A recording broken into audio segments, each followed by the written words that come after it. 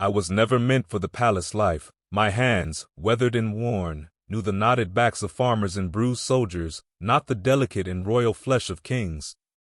One evening, a messenger had come at dusk, just as I had finished kneading the tired shoulders of a farmer whose back had carried more years of burden than his age would tell.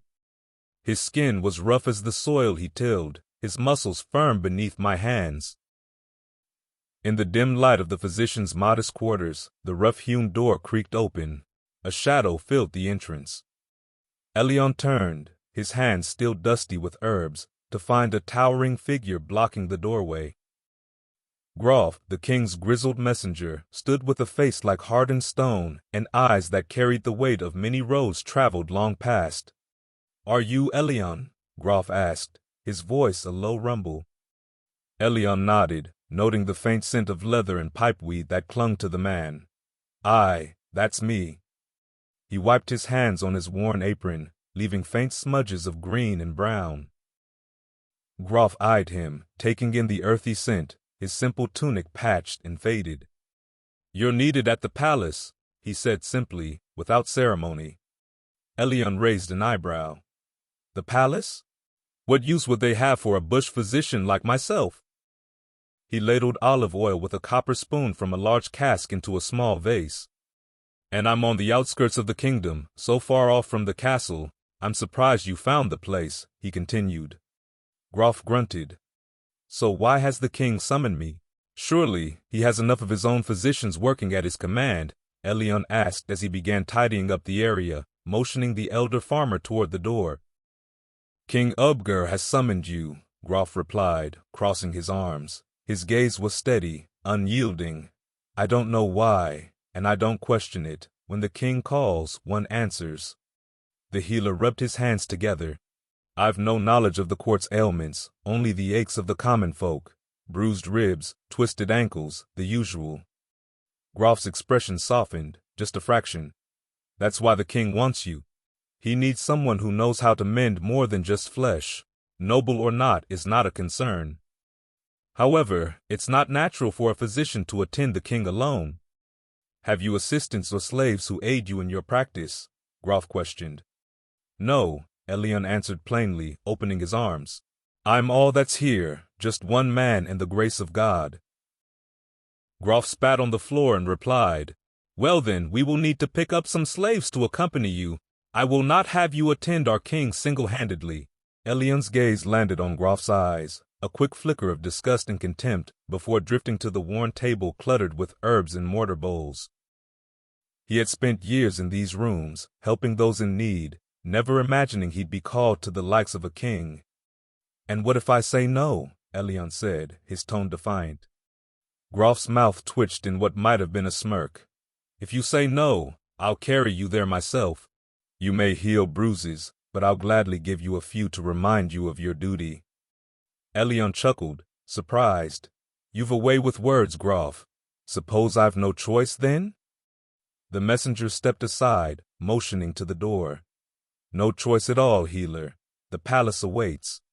Elion hesitated, glancing back at his modest quarters, the shelves stacked with dried herbs, the floor bearing stains from years of work. This place, this humble room, had always been his sanctuary. But he could see in Groff's stance that the invitation was no request, it was an obligation. The old farmer, now standing, patted Elion's shoulder. "Go on, lad," he said with a rough chuckle. "You're fit for more than patching us up. Maybe even kings need a dose of that rough-hewn care." With a resigned nod, Elion set aside his tools.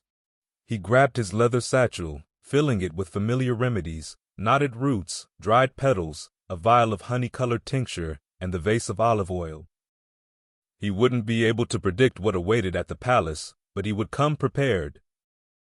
"Lead on, Groff," he said, tightening the strap over his shoulder. Groff grunted approval, turning on his heel. Outside, the last light of dusk melted into the shadows. As they walked, Elion took in the fading comfort of his small world, the place he'd built with purpose and care. The rough road to the palace stretched out before him, unknown and unwelcoming. With each step, He felt both a weight and a strange spark of anticipation. As they stepped onto the cobbled path leading out of the village, Elion's thoughts churned. Finally, he voiced his objections. Groff, if the king seeks proper care, he deserves skilled help, not unwilling hands forced into servitude. Let me hire a team who's actually trained in healing arts. An aromatherapist would know how to calm and soothe the king's spirit. A second physician could lend their expertise. And an herbalist, one who's practiced in their craft, could be invaluable. We could truly offer the king the best care. Groff grunted, clearly unamused. Hire more physicians, experts, you're dreaming, healer.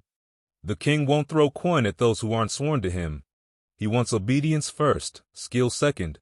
Groff narrowed his eyes, casting Elion a sidelong glance. He won't tolerate arguments, nor do I.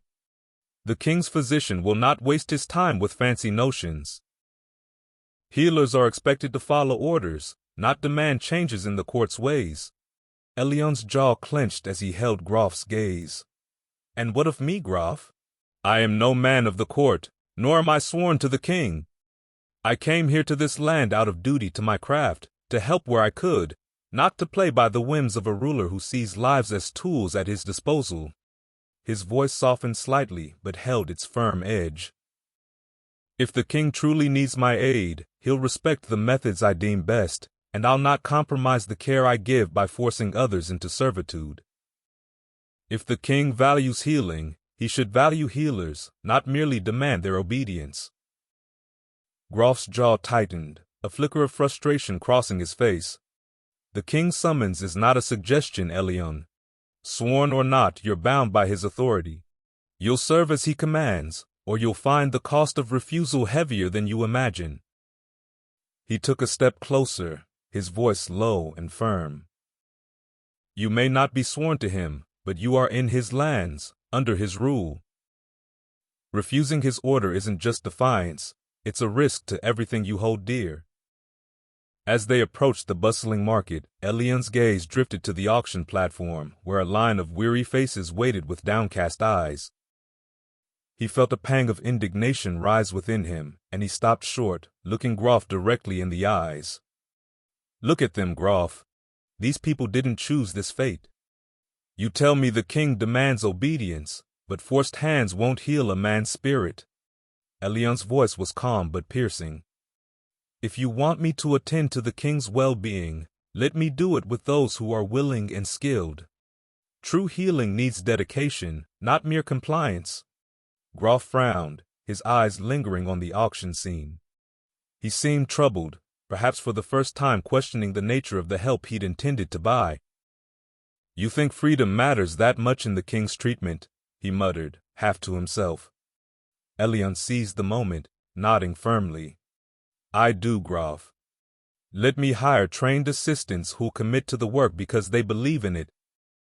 The king may command loyalty, but he'll benefit more from those who choose to serve with open hearts and steady hands. Allow me to bring in the kind of aid that will truly benefit him, and you might just see better results. Groff exhaled, casting a final look at the auction platform, where the auctioneer's voice droned on. Fine, Elion, he said, a reluctant respect in his tone. But this is on your head. I'll convince the king to allow your team, as you've proposed. If it fails. He let the thought hang, but Elion met his gaze with unwavering confidence. They turned from the market, leaving the auction behind. For the first time, Groff felt a glimmer of hope that perhaps Elion's way might bring the kind of healing the king truly needed. The marketplace was a whirlwind of disappointments. Elion and Groff encountered healer after healer, each one proving unfit in some way. Even some of the genuine practitioners were hesitant, too costly, or disinterested in the prospect of royal duty. Groff grew impatient when they met a supposed herbalist who draped herself in so many dried herbs that her garments rustled like reeds with every move. Her hands trembled with age, her memory wandered, and despite her good intentions, it was clear she might lose more of Elion's ingredients than she'd ever apply. Finally, they found an aromatherapist who demanded twice what the king might be willing to pay. Healing royalty has a price, my friends, she sniffed, sweeping away in a huff when Groff balked at her fee. Just as the search seemed hopeless, they were directed to a modest stall near the outskirts of the market. There, a woman with sun-darkened skin and quiet eyes greeted them.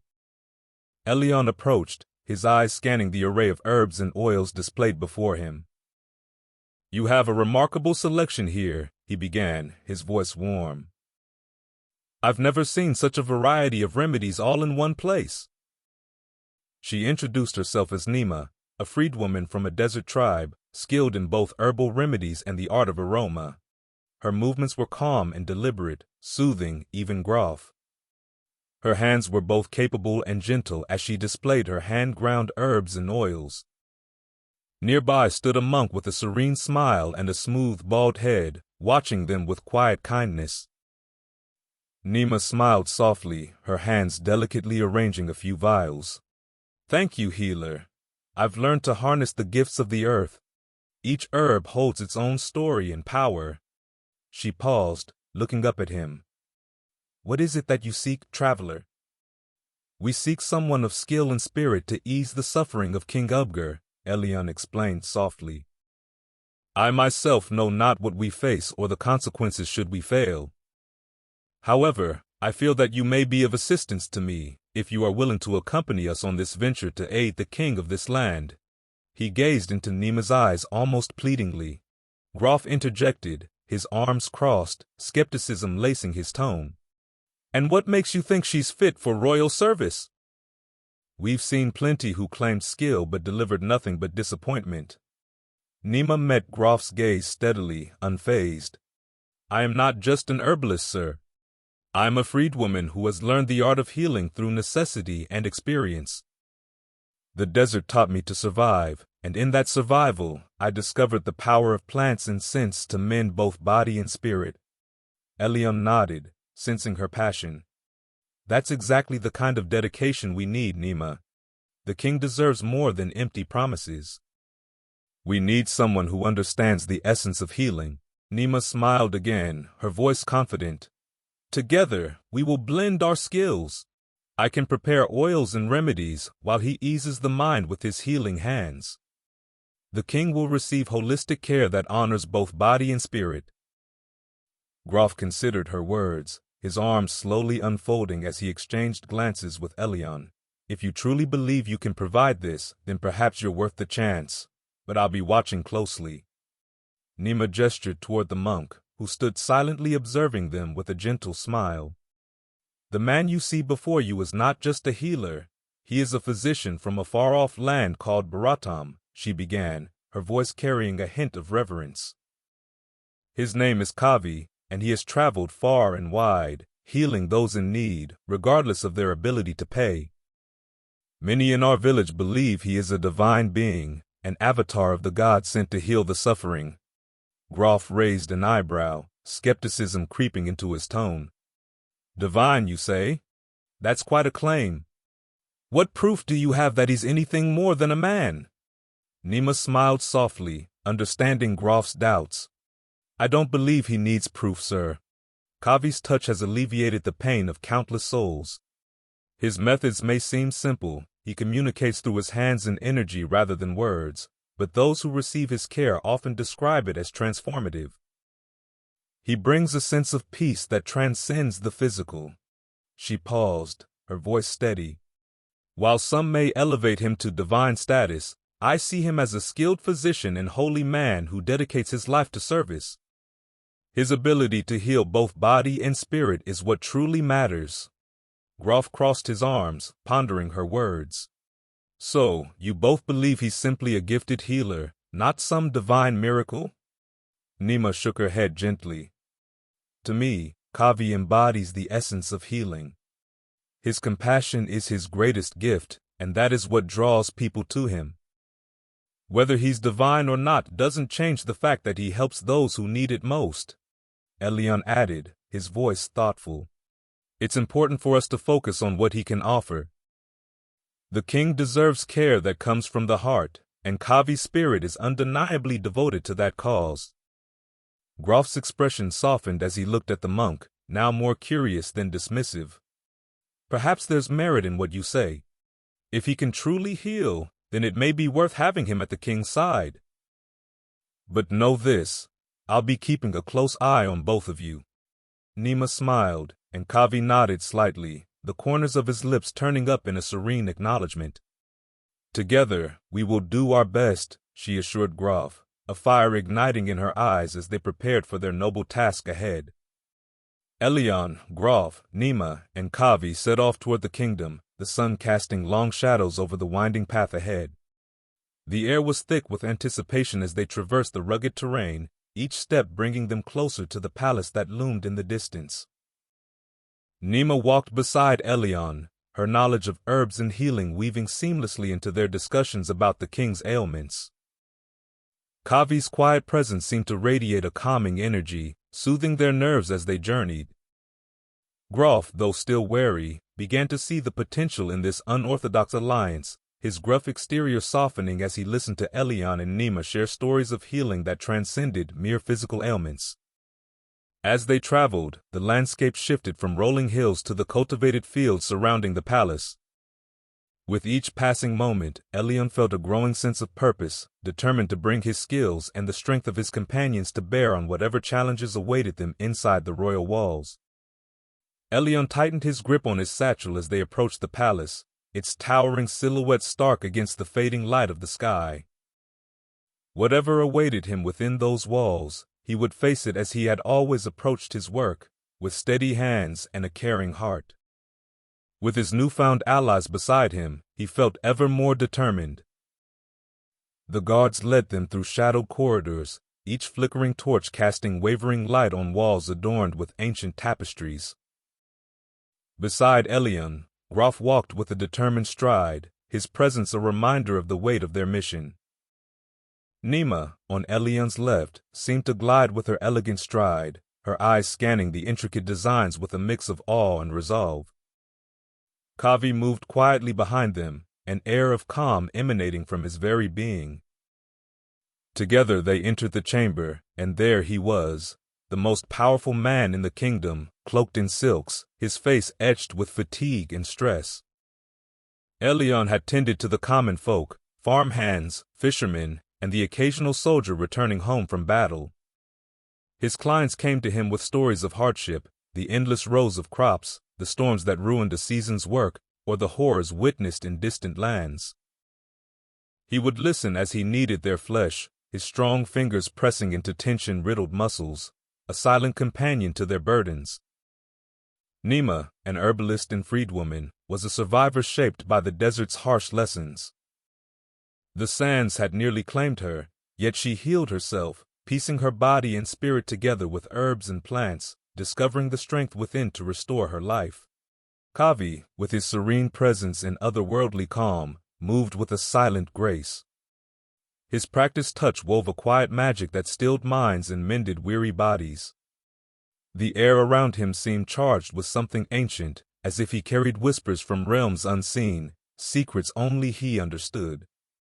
Together they formed a band of healers from different walks of life, each with unique gifts that complemented the others. Groff's gruff demeanor had begun to soften as he witnessed the compassion and skill of his new companions. Nima and Kavi embodied a spirit of healing that Elion admired deeply. Groff's voice cut through the quiet as he stepped forward, leading Elion to the king. "Your Majesty," he announced, his tone steady, "this is Elion, the healer you summoned." There was a touch of respect in his voice, a newfound regard for the simple healer he now presented. The king's gaze settled on Elion, a flicker of curiosity in his weary eyes. "So, you are the healer from the village," he said, his voice as worn and grave as his expression. "I am King Ubger. I am sure you know of this. They tell me you have a gift for easing pain." Elion inclined his head respectfully. "I hope to serve as needed, Your Majesty. I bring what knowledge I have from years among the fields and folk who labor long and hard, but I do not come alone." Turning slightly, Elion gestured toward Nima and Kavi, who stood with quiet purpose. "This is Nima," Elion said, nodding toward her, "a skilled herbalist and aromatherapist." Nima stepped forward gracefully, bowing her head with practiced ease. And this, Elian continued, motioning toward Kavi, is Kavi, a physician from distant Paratam, whose hands work wonders even when words cannot. Kavi stepped forward with a silent, respectful bow, his calm presence filling the room. The king studied each of them carefully, his gaze lingering on Kavi before nodding in acceptance. Proceed then, he said, his voice heavy with exhaustion. Show me what this gathering of talents can accomplish. The trio moved swiftly and silently, setting up with practiced coordination. Nima approached the fire first, adding a careful blend of herbs to the low flames. Her hands moved gracefully, releasing a calming mix of cedar, frankincense, and lavender into the air. The gentle aroma softened the atmosphere, easing tension and soothing the senses. She arranged small vials and bundles of herbs within easy reach, their muted colors blending into the dim warmth of the room. Meanwhile, Kavi poured fresh water into a basin, setting it before the king with a deep bow, motioning for him to rest his feet in the bowl. The king accepted, relaxing into the preparations as the ritual unfolded around him. When all was ready, Eliam moved behind the king. As he laid his hands on the royal shoulders, he felt the strain there, a tension wound tight from years of rule and endless decisions.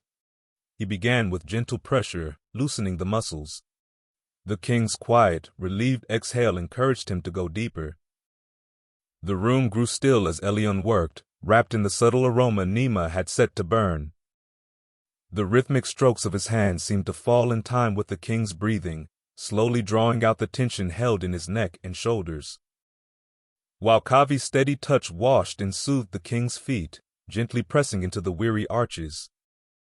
Each movement was precise and deeply soothing, radiating a sense of peace.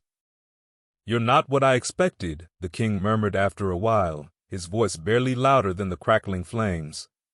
Eliam paused, caught off guard by the quiet confession. "Forgive me, your majesty," Elian said, his voice low and steady. "I was told you needed relief from your burdens, so I brought what skill I could, though I am only a humble healer." The king's lips curled in a small, almost reluctant smile. "No need for apologies. You're precisely what I needed." His gaze softened slightly. "I tire of sycophants and noble healers, so quick to flatter yet too timid to help me as I truly need." Elion took a breath and resumed, but now there was a shared understanding in the silence between them. Each touch, each stroke, became a wordless conversation. As Elion traced the knots of tension across the king's shoulders and down his spine, he felt the weight of unspoken worries, the pressure of power held too long without reprieve. Beneath his hands, the burden seemed to ease, if only for a moment. "It's lonely, isn't it?" Elion said softly, almost without thinking, the words escaping before he could stop himself. The silence that followed was heavy, stretching through the flickering firelight. But instead of reproach, the king let out a deep, unguarded sigh. "More than you could know," he replied, his voice barely above a whisper, as if confessing to the shadows. Together, they continued.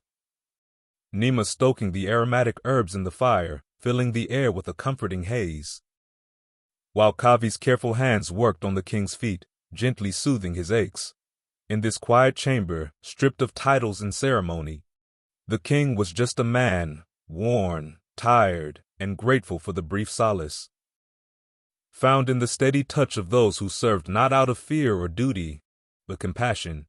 As Elion finished, the king sat up, his gaze meeting Elion's with an intensity that lingered. "Your hands have a gift," he said, his voice steady but layered with something deeper, a gift many would envy. "Thank you, your majesty," Elion replied softly, a warmth kindling in his chest, a connection he'd never imagined possible. The king paused, his eyes searching. "Would you all return tomorrow?" he asked, a request rather than an order, a hint of hope in his tone. Each nodded, sharing a look of silent agreement. In that dimly lit room, they were no longer strangers but companions bound by trust and skill, each playing a part in bringing peace to a weary soul. As we prepared to leave, the king addressed Groff with a calm but firm command. "See them to their quarters," he instructed, before glancing at Nima with a touch of courtesy that surprised me. "And would the lady prefer a room of her own?" he asked, a question that seemed almost out of place in the stoic setting. Nima, ever composed, responded with a gentle smile and a bow. "Thank you, Your Majesty, but I am comfortable staying close to my companions." The king gave a nod of approval, seeming to respect her answer, before gesturing for Groff to lead us away. Groff guided us through a winding path of stone corridors that opened into quieter wings of the palace, where the sounds of the court faded into a more serene quiet. When he finally stopped and opened the doors to our quarters, I couldn't help but feel a slight awe at the space. The room was expansive, its high vaulted ceilings lending an airy openness, and the large windows overlooked a breathtaking view of the kingdom that stretched into the twilight, the distant hills bathed in a dusky glow. The furnishings were crafted with care but understated, allowing the room's grandeur to speak for itself. Soft tapestries hung along the walls, their earthy colors blending into the warmth of the room. It was a haven within the palace, one that felt more inviting than I had anticipated. As we settled in, Groff introduced two servants who stepped forward with quiet deference.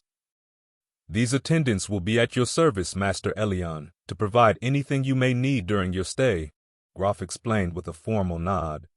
Elion couldn't help but quirk an eyebrow at Groff's introduction.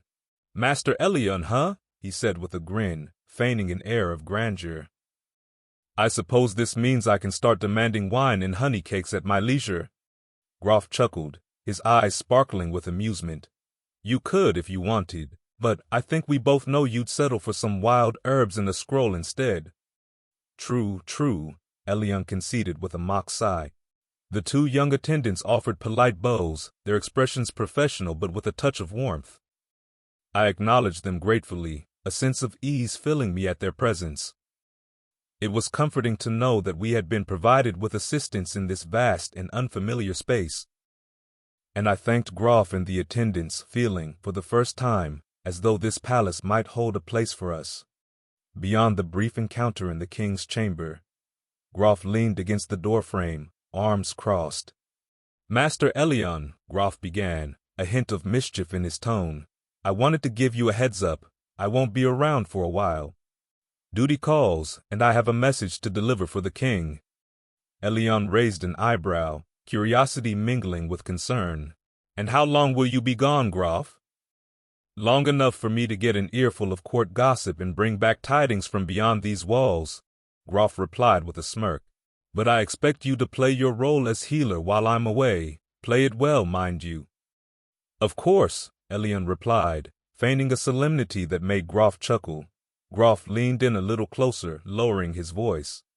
"Just remember, if I return to hear of the king's decline, I'll have to take a toll as punishment. After all, you don't need all 10 to perform your delicate massaging," he added, a teasing grin spreading across his face. Elion let out a laugh, shaking his head. "Not my toes, Groff. That's not a price I'm willing to pay for a bit of neglect." Groff shrugged, amusement dancing in his eyes. "A healer without a toe is still a healer, or so I hear, but let's not make it come to that. You've got the skills. Just keep your focus on the king's well-being. He needs you now more than ever." "I'll ensure he receives the best care possible," Elion promised, his expression turning serious. "Good," Groff nodded. "And just to keep things running smoothly, Amon will be here in the morning to escort you and the other healers for an early session before the king speaks with the high court in the afternoon." "Thank you for the heads up," Elion said, sincerity brightening his tone. "I'll be ready." "See that you are," Groff replied, giving a final nod before turning to leave. "The kingdom's well-being rests on your shoulders, and I'll be expecting good news when I return."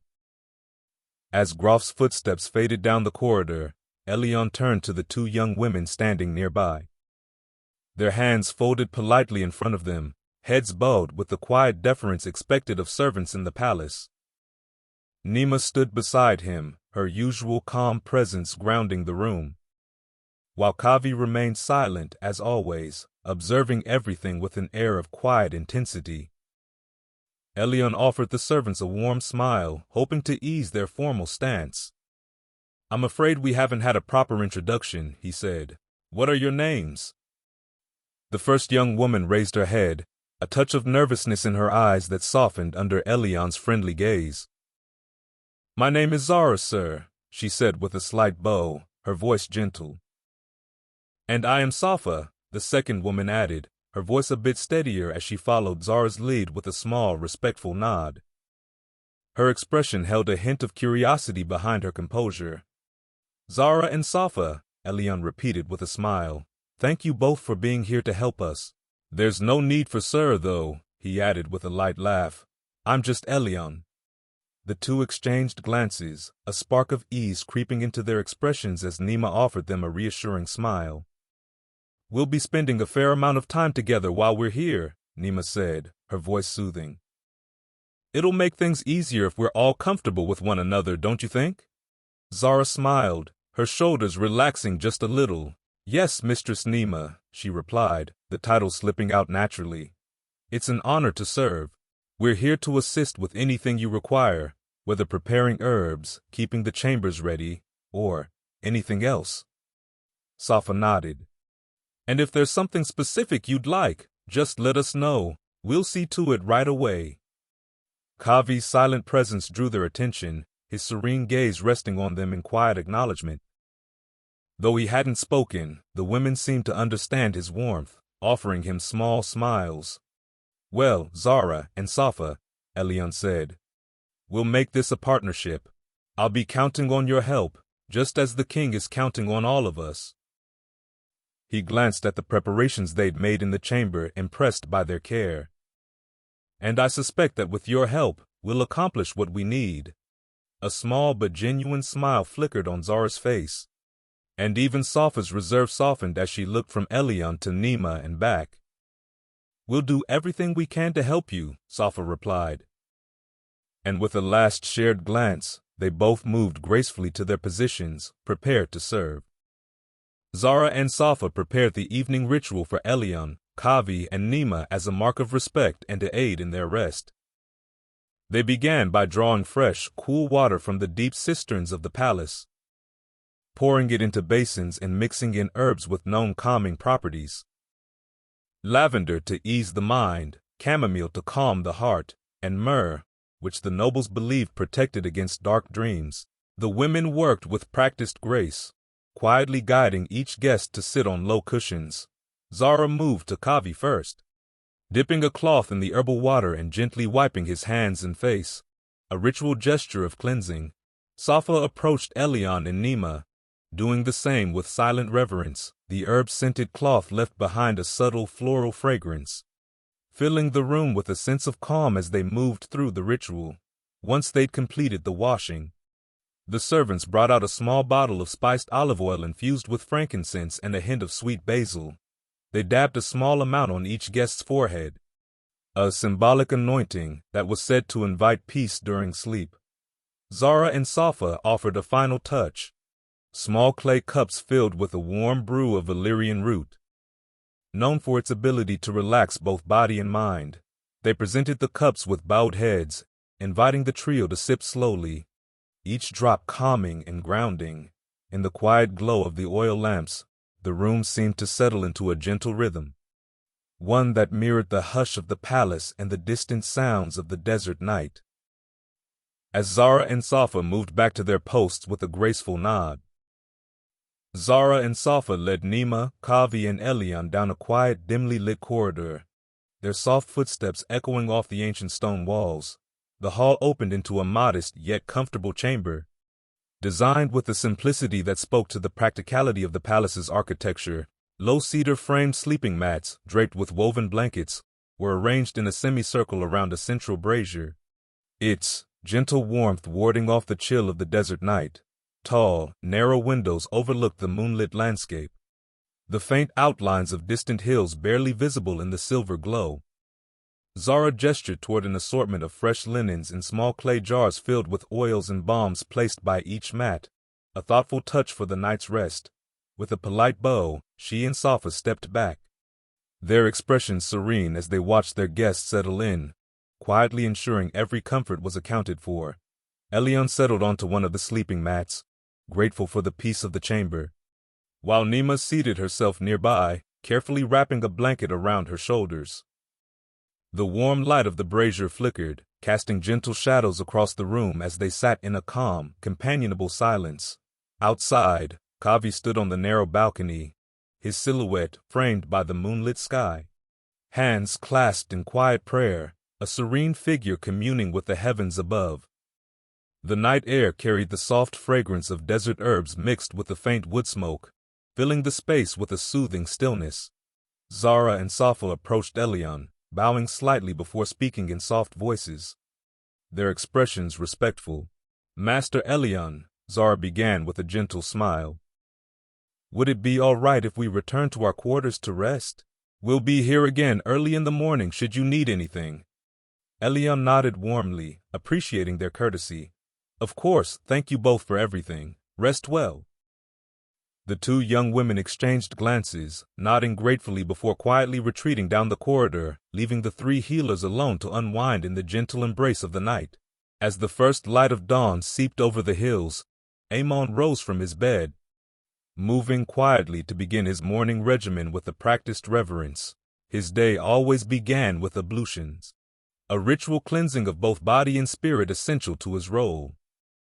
He poured water from a brass pitcher into a shallow basin, the coolness sharpening his senses as he washed, his movements slow and methodical.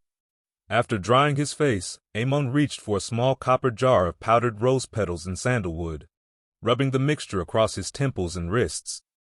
The scent blooming around him, a protective and sacred fragrance meant to ground him. He wrapped a thick linen cloth around his waist and, kneeling before a brass brazier, lit a small flame. Bowling his head, he murmured Zoroastrian prayers for strength and clarity, his words a soft chant under his breath as he offered grains of incense into the fire. The smoke curled upward, thin and silver, carrying his whispered hopes for wisdom and resolve to the heavens. Dressed in his dark, finely woven robes, Amon fastened his belt, slipping a small wax tablet and stylus inside, a reminder of his duty as the king's messenger. He glanced at his reflection in a polished bronze mirror, straightened his shoulders, and drew himself to his full height. He was not a warrior, but a diplomat, carrying the king's words across a kingdom rebuilding itself. And he took that charge with a fierce sense of honor. With a final deep breath, he left his chambers, stepping into the stone hallway, his footsteps echoing softly as he made his way toward the healer's quarters. The halls of the palace were adorned with opulent details that spoke of the kingdom's former grandeur.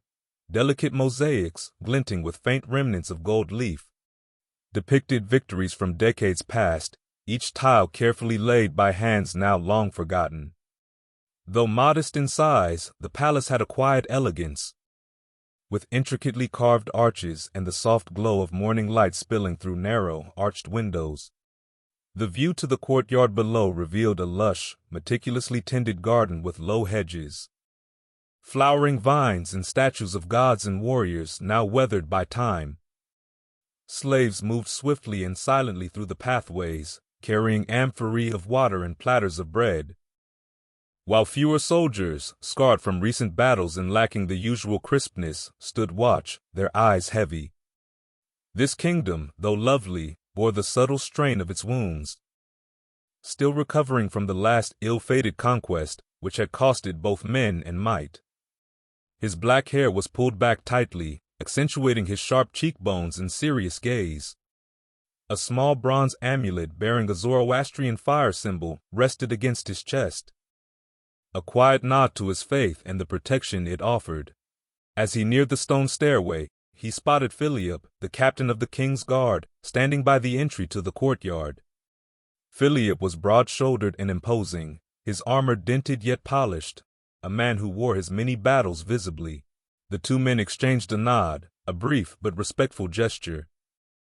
Amon strode up to Philippe, giving him a knowing, almost brotherly nod. "Another dawn, Philippe," he greeted, his tone laced with familiarity.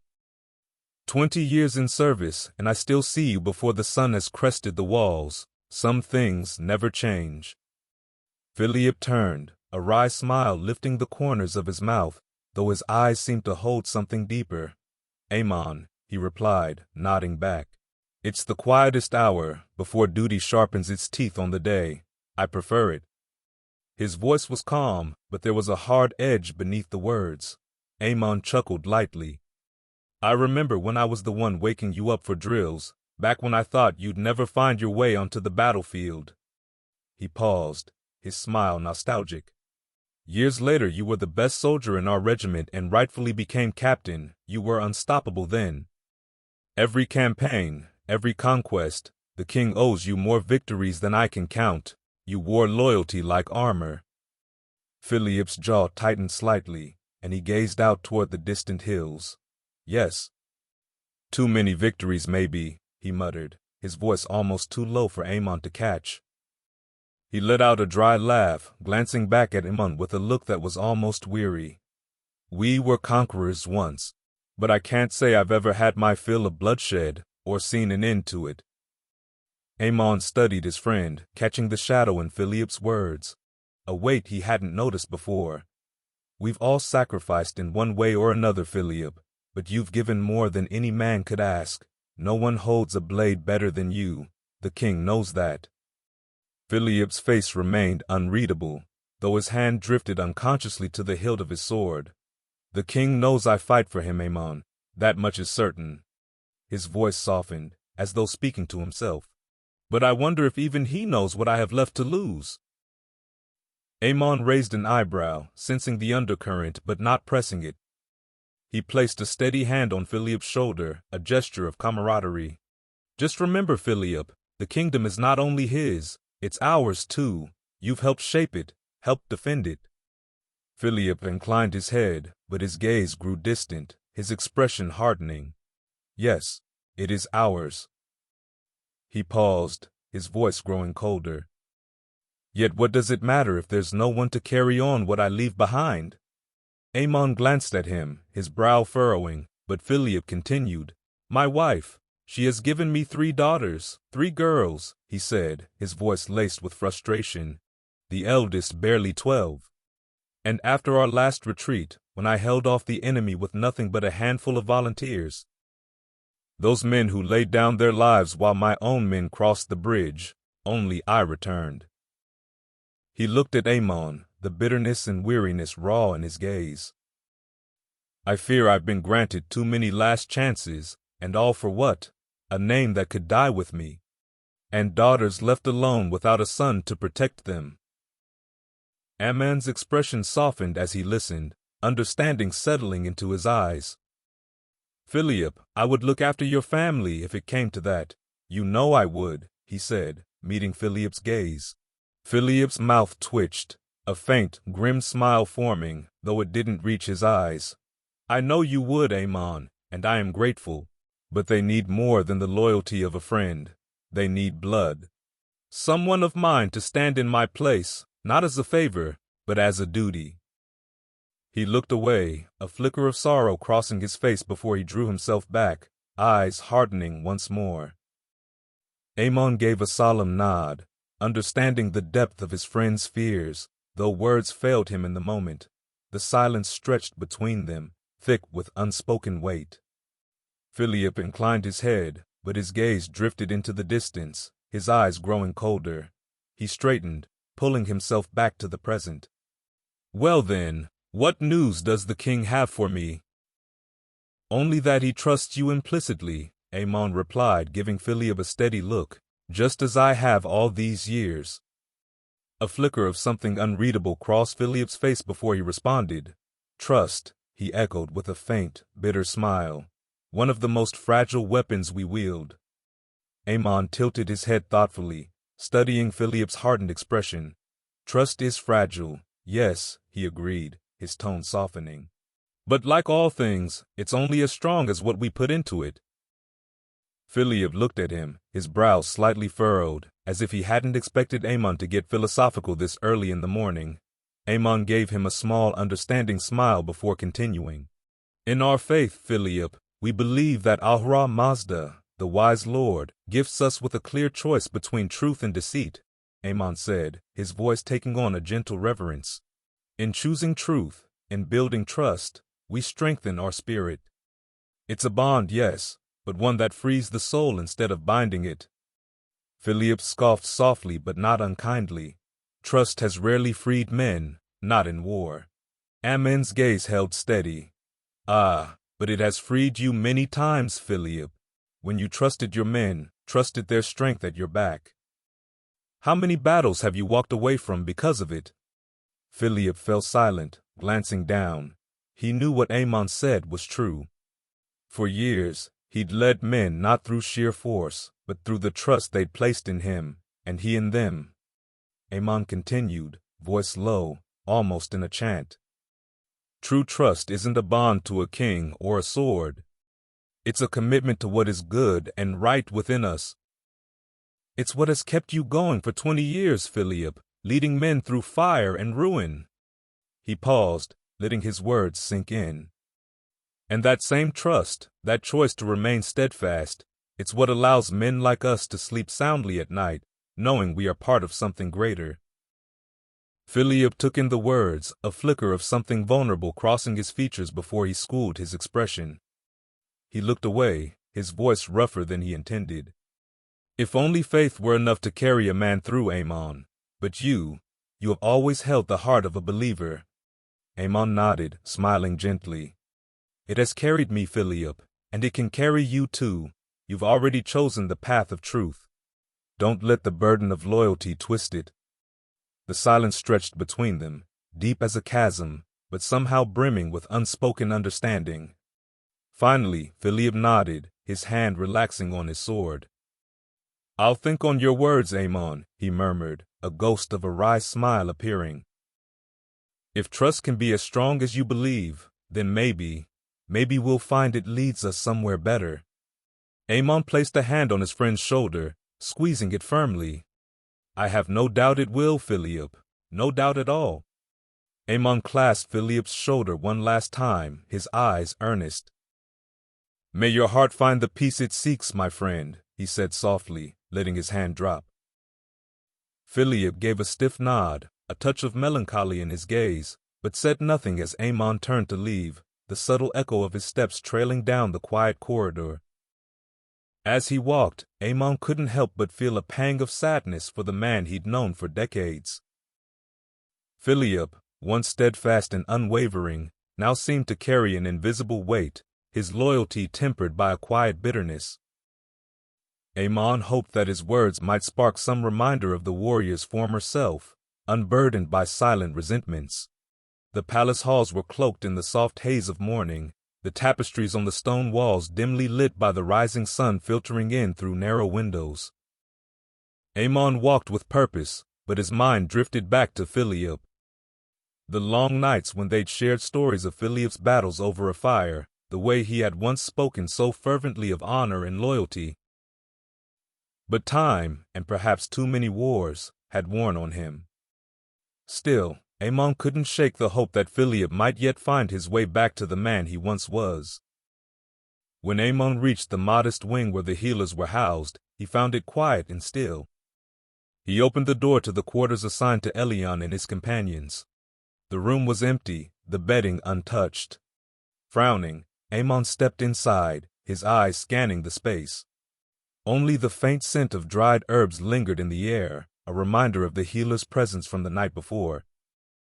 It was unlikely Elion and the others would leave so early, especially without any notice.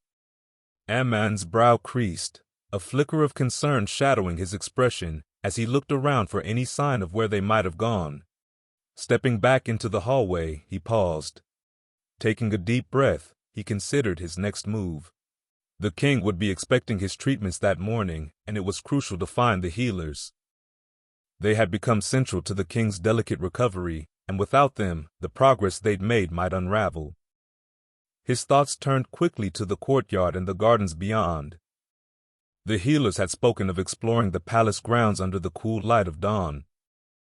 With a renewed sense of purpose, Amon strode down the corridor. The palace was beginning to stir. A few servants passed him by with sleepy nods, carrying fresh linens or lighting the braziers that lined the hallways. The scent of incense from the small temple chambers hung in the air. Though the kingdom was modest, the palace held a simple elegance, slender pillars carved with ancient symbols, statues of past kings and queens watching over the halls, their faces chiseled with expressions of strength and wisdom. This was a place built to endure. Humble but resilient, it stood as a testament to both the victories and the scars of its rulers. As he passed through an archway, the courtyard stretched out before him. Open and sunlit, tall columns marked its periphery, and delicate flowering vines crept up along the walls. Slaves were already at work, sweeping the stone paths and tending to the small fountains that trickled softly, their waters glimmering in the morning light. Statues of deities and heroes dotted the courtyard, reminders of the kingdom's devotion to their faith. Amon noted the absence of soldiers. Their numbers had dwindled after the last failed campaign, and the kingdom now relied heavily on mercenaries and conscripts to defend its borders, a vulnerability that haunted him. Especially now that Philippe's once unquestioned loyalty seemed fractured. Reaching the edge of the courtyard, Amon finally spotted movement near the garden. He paused, his gaze falling upon an unusual but captivating scene. Beneath the shade of an ancient fig tree, the healers, Elion, Kavi, and Nima, stood on woven mats, their bodies flowing gracefully through a series of movements he had never before witnessed. Safa and Zara, the two servants assigned to assist them, followed along. Their faces were concentrated but calm as they mirrored Kavi's every gesture. Amon's curiosity grew as he observed. His eyes traced the fluidity of their postures, the serene harmony that seemed to settle over each of them. Kavi, though silent, guided the group with expressive hands and gentle nods, his movements both natural and artful. He raised his arms, shifting into a balanced pose that seemed to embody strength, his feet planted firmly, his stance unwavering. Elion mirrored him, lifting his arms and rooting himself as though he too were a tree grounded into the earth, strong yet flexible. Nearby, Nima bent low with grace, her hands outstretched in a bowing motion, her breath deep and even. As she caught Elion's eye, a playful spark flickered between them. Their shared smiles hinted at light-hearted teasing. Safa and Zara, eager to learn, joined in the practice. Their pace was a bit slower but filled with determination. Their faces reflected the effort of engaging in something unfamiliar yet meaningful. Kavi led them seamlessly from one pose to the next. Arching his back, he stretched his arms upward, his chest open to the rising sun. Elion, moving beside him, found himself drawn to Nima's fluidity. She shifted gracefully through each pose, her laughter bubbling softly as she caught him stumbling slightly in his own efforts. Amon watched, struck by the reverence in their movements. It was as if Kavi's gestures were a silent offering to the morning light, a wordless prayer that each person in the group felt deeply. Amon's admiration grew with every graceful transition, transfixed by the way their bodies moved like water, each pose melting into the next with a quiet, unbroken rhythm. He made a mental note to ask Elion about what he had just witnessed. It was beautiful, and he could imagine how such a practice might bring focus and strength to his own routines. For now, he kept his distance, waiting respectfully for the group to finish. The golden morning light softened the courtyard around them, filtering through the leaves and casting dappled shadows across the stones. As Amon stepped closer, a warm smile spread across his face. He broke into a soft applause, his hands coming together in genuine admiration. "That was truly remarkable," Amon said, his voice rich with enthusiasm. "What was that practice? I've never seen anything quite like it." Elion returned the smile, a flicker of pride in his eyes. "Kavi was showing us some of what they practice in far-off Bharatam," he explained. "It's called yoga. It's not merely exercise. It's a way to connect the mind and body, to find balance and strength." He gestured toward Kavi, who stood with an encouraging nod, clearly pleased by Amon's interest. It's essential for us to be stretched and in the best condition to serve the king. The same goes for Safa and Zara, Elion added, glancing at the two servants. When we care for ourselves, we can better care for others. It all aids one another, ultimately coming back to the service of the king. Amon nodded, appreciating the wisdom behind Elion's words. It's a beautiful philosophy, he remarked, his admiration for the healers deepening. I can see how this practice fosters unity, strength of body, and purpose of mind. Stepping forward, he extended his hand toward Elion. I am Amon, the king's messenger and a very esteemed diplomat. Just as you would rid pain from a body, I help rid any dissent within these walls. It's such a pleasure to meet you all. His gaze shifted from Elion to Kavi, and then to Nima, acknowledging each of them in turn. I look forward to seeing how your skills will benefit the king today. Elion grasped Amon's hand firmly, a friendly spark igniting between them as he returned the introduction. It's an honor to meet you, Amon. I'm Elion, and these are my companions, Kavi and Nima. He gestured to each of them as he spoke, his expression warm and inviting. We're here to lend our skills to the king's well-being, especially after the difficulties he's faced recently. Kavi, still standing silently, watched the exchange with a soft smile, his eyes bright with understanding. He stepped forward, gesturing subtly toward the courtyard, encouraging Amon to share more about the king's current condition. Amon felt a moment of gratitude for the bond that seemed to form between them, a connection strengthened by a shared purpose. The king has been under immense strain, he began, his tone more serious. After the recent conflicts, his spirit is weary, and he requires not just physical healing but emotional support. I believe your work will make a significant difference. As they spoke, the morning sun continued its ascent, casting a warm glow over the courtyard and illuminating the vibrant colors of the flowers surrounding them. Amon felt a sense of hope swell within him, buoyed by the presence of the healers and their dedication to their craft. I've seen many healers in my time, he added, looking between Elion, Nima, and Kavi. But the bond you share and the harmony in your practice is truly something special. I believe you hold the key to restoring the king's spirit. Amon led the group from the courtyard through a series of long, sunlit corridors that connected the heart of the palace. The hallways were cool and shadowed, the pale stone walls lined with exquisite mosaics crafted by the most skilled artisans of the kingdom. Each mosaic was a vivid tale, rendered in colorful fragments of lapis, gold, and malachite. Scenes of ancient victories and serene moments of worship unfolded along the walls, depicting the legendary founding of Owasin by warrior kings and queens, whose fierce gazes seemed to follow them as they passed. Lions, eagles, and the kingdom's sacred gazelles were woven into the tapestries and tiles, symbols of strength and endurance that reminded all who entered of what they served and defended. Two cats, both sleek and sand-colored, padded through the corridor alongside them. Accustomed to palace life, they moved with an air of confidence, their bright eyes watchful as they observed Amon and the healers. One of the cats brushed against Kavi's leg, circling his feet before darting ahead as if to lead the way. A faint smile flickered on Kavi's face as his gaze followed the cat, watching it disappear around a corner. As they walked, Nima fell into an easy conversation with Zara, who walked beside her.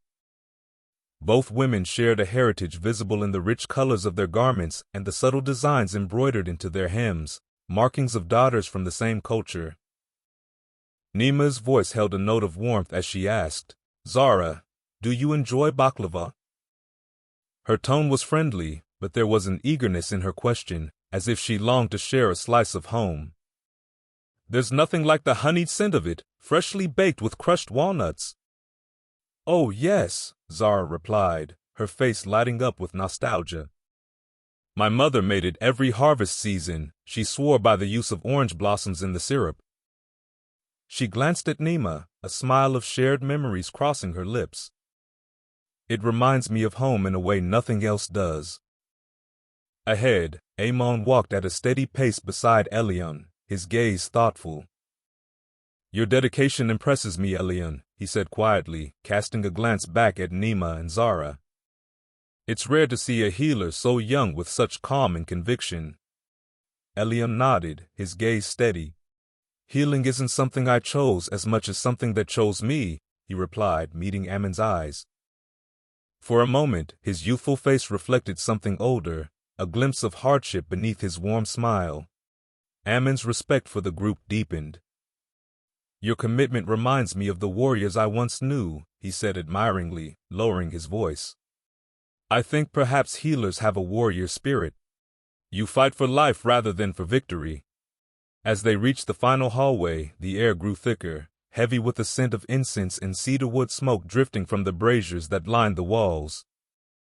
A beautiful mosaic of the god Tammuz, lord of life and fertility, covered the final arch leading into the king's chamber, showing him cradling sheaves of grain in his arms as animals clustered around his feet.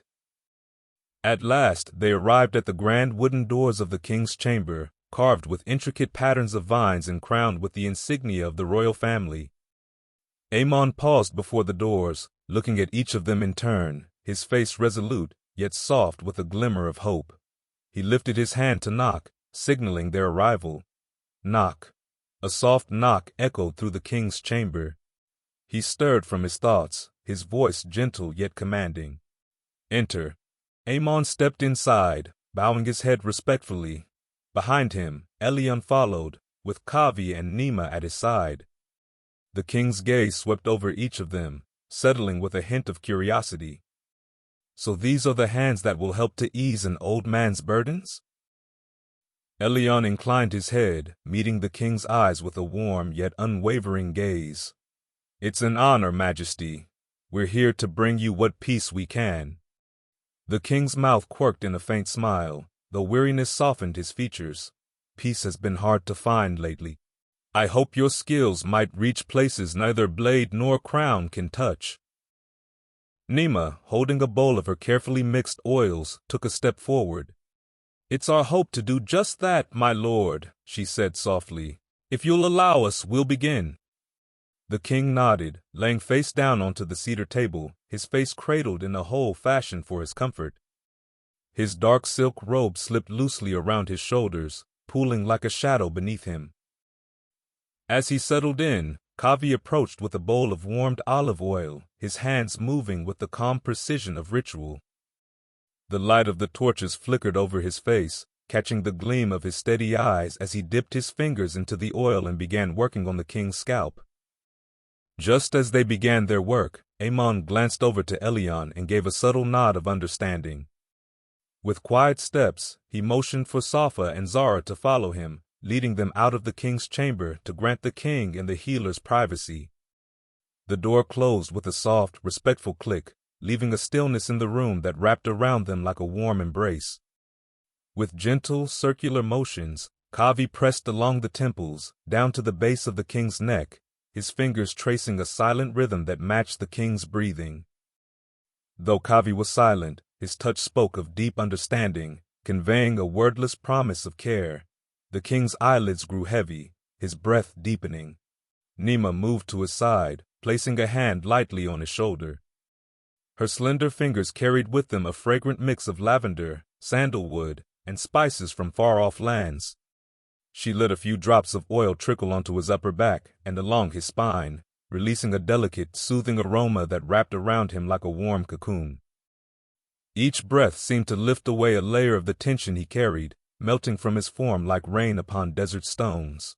Elion approached next, his hand steady as he began massaging the knots in the king's shoulders and upper back. His touch was firm yet gentle, each movement deliberate as he worked the stiffness from the king's muscles. With every pass of his hands, Elion could feel the years of strain locked within, coiled like iron beneath the skin. As he reached the king's lower back, his hands moved methodically, finding each vertebra, each muscle, as if uncovering burdens buried over decades. Meanwhile, Nima continued her ministrations, sprinkling a handful of dried rosemary and clove over the king's skin to absorb the excess oil, sealing its nourishing effects. She glanced at Elion, offering a brief, reassuring nod, and they shared a look of understanding. To them, this was not merely treatment, it was a ceremony, a moment that transcended their roles and titles. As they worked, a hush settled over the room, the only sounds the crackling of the torches and the gentle breathing of the healers. Elion broke the silence, his voice gentle but probing. "What weighs on you, Majesty?" he asked, his words almost a whisper, as though fearing to disturb the quiet bond forming between them. The king's gaze remained fixed on the shadows dancing across the marbled floor, his voice barely audible. "Sometimes I wonder," he began, his tone wavering like a candle in the dimness, "if any of this is worth it. The kingdom, the power, the sacrifices. I've ruled for decades, yet some nights it feels as if the weight is too much for one man to bear." Nima's eyes softened, and she exchanged a look with Kavi and Elion, sensing the depth of the king's solitude. They knew the feeling of carrying unseen burdens and the quiet ache of responsibility. Elion leaned closer, his voice a gentle reassurance. "You're not alone, Majesty," he said softly. "Not in this." The king said with gratitude. "Thank you," he murmured, his voice low and sincere, "for reminding me." In the dim glow of the chamber, with the scents of herbs and oils filling the air, the weight of the king's crown seemed, for a brief moment, to fade. And as he lay there, surrounded by warmth and the comfort of their quiet care, he was no longer the king, nor they his servants. They were simply souls, each seeking solace, each giving what they could. As the massage drew to a close, Kavi moved with practiced care, his fingers slowing, bringing the scalp massage to a gentle end. The king's expression softened, his eyes half-lidded, his breathing steady as though a weight had lifted from his very bones. Elion finished his work on the king's back, his hands moving in steady strokes that conveyed both strength and care, smoothing the remaining tension from his shoulders down to the base of his spine. Nima dusted the dried herbs from the king's skin, the last traces of rosemary and clove catching the air, mingling with the warmth of the room. She offered the king a cup of cooling herbal tea, a blend meant to fortify his spirit and settle any lingering restlessness. The king accepted it gratefully, pausing before he took a sip, his gaze drifting to the quiet, attentive faces around him. "The High Court meets this afternoon," he said, his voice steadier, though a glimmer of weariness remained. "We'll be discussing matters of state, trade, territories, and the current unrest in the northern provinces." He sighed, his fingers wrapping loosely around the cup. "It's all rather standard, but the politics can be exhausting." Elion nodded, a look of understanding in his eyes. "A different kind of battle, Majesty, and one that demands as much strength as any sword fight." The king chuckled, a soft sound that seemed to surprise even himself. "Indeed, Elion. Some days, facing the High Court feels worse than charging onto a battlefield against giants." He shook his head, a wry smile playing at his lips. "At least giants are straightforward. These noblemen and advisors, however, they'd wear down even the strongest warrior." Elion allowed himself a smile, a flicker of warmth breaking the usual composure he wore before the king. "It's good to see that even a ruler as wise as yourself still finds them challenging." The king let out a tired laugh, setting his empty cup aside. "Wise, you're too kind. But perhaps with the strength you've all restored to me, I'll have just enough patience to endure them. They're relentless, but so am I." His eyes softened as he looked at each of them, and there was a hint of something unspoken, a gratitude that didn't need words. "We're here whenever you need, Majesty," Elion said, his tone sincere. "Even if it's to help you recover from the High Court," he added, a playful gleam in his eye. Elion, Nima, and Kavi began to gather their belongings, moving with a quiet efficiency honed through years of practice. The rich scents of the oils and herbs lingered in the air, a testament to the care they had taken with the king. Elion first reached for a soft linen cloth, its edges frayed from frequent use, which he used to wipe his hands free of the lingering oil. He rolled it neatly, placing it in a small leather pouch along with the few remaining dried herbs that Nima had sprinkled earlier. With a flick of his wrist, he tied the pouch closed with a slender piece of twine, securing the remnants of their session for future use. His fingers brushed against the soft leather of his healer's kit, a collection of tools and tinctures. Nima, with her graceful movements, collected the small glass vials that held the precious oil she had mixed. The vials glimmered in the soft light, their contents swirling gently as she packed them into a woven basket lined with soft cloth to protect them. She took a moment to breathe in the comforting aroma, a hint of lavender and sandalwood clinging to her fingertips. Each vial represented not just a mixture of scents, but a piece of her dedication to the healing arts. Kavi stood to the side, his demeanor calm and collected, as he carefully arranged the remaining bowls and utensils used during the session. His hands moved with purpose, deftly stacking the bowls in a neat pile, the surface of each reflecting the torchlight like polished stones. He placed them within a small wooden crate adorned with intricate carvings of ancient symbols, a container filled with the wisdom of his practice, though he spoke no words to convey it. Once their belongings were neatly packed away, the trio turned to face the king, who watched them with a mix of gratitude and renewed strength. "Thank you for your care," the king said, his voice warm. He rose slightly from the cedar table, the silk robe draping elegantly around him as he leaned forward, a gesture of sincerity. "It is our duty and honor, Majesty," Elion replied, his expression earnest. "May your strength carry you through the high court this afternoon." "Indeed," Nima added, a hint of a smile gracing her lips. "And may your mind be as sharp as your blade." The king chuckled softly, the laughter easing the heaviness of the room. "I will take your well wishes with me into the fray. Good luck is always needed in those chambers." Kavi nodded respectfully, his gaze steady and thoughtful, as if silently wishing the king fortitude and wisdom for the trials ahead. As they moved to the door, the king called out to them one last time, his tone shifting to one of request. "Will you return later tonight, before I retire?" His voice was softer now, a hint of vulnerability breaking through the royal facade. Elion turned, meeting the king's gaze with sincerity. "Of course, your majesty, we will return." The king hesitated, then added, his tone firmer, "I would ask that you return alone." His gaze shifted briefly to Nima and Kavi, then back to Elion. "Only you, Elion." Elion felt the weight of the request, sensing there was more beneath the king's words, an underlying intensity that he hadn't shown before. A flicker of curiosity sparked in Elion's chest, tempered by a cautious awareness of the king's guarded nature. Private counsel was no ordinary request. It was an invitation that hinted at trust and perhaps something more. Nima and Kavi exchanged a brief glance, understanding the significance of the moment without words, and respectfully bowed their heads. Nima placed a gentle hand on Elion's arm in quiet support before she and Kavi exited, leaving him standing alone with the king. Elion met the king's gaze fully, his voice low but resolute. "It would be an honor, Majesty," he replied, a hint of excitement quickening his pulse despite his effort to remain composed. Sensing the gravity of the king's words, Elion inclined his head in agreement. "I will come alone, as you wish." The king's lips curved into a faint, appreciative smile, his eyes holding Elion's with a gravity that suggested this meeting would be unlike any other.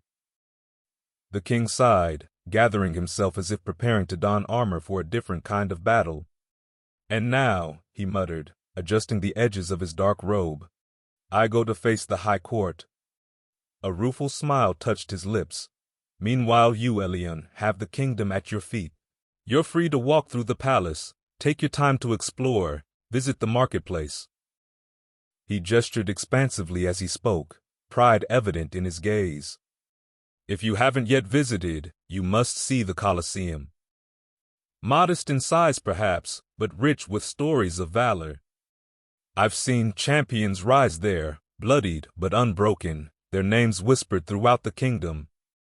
I hand-selected the best architects and the finest stone for it.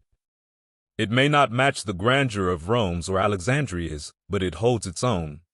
The king leaned in slightly, his tone becoming conspiratorial, his eyes twinkling with mischief.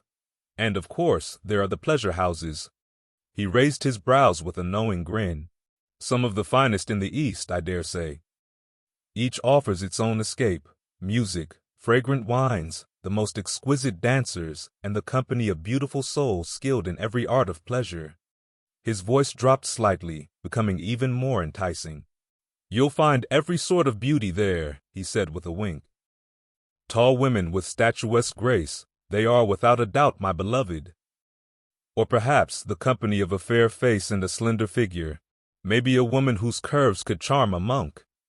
There are even some petite, as delicate as a doll, but don't let their size fool you, they are skilled in every art of pleasure.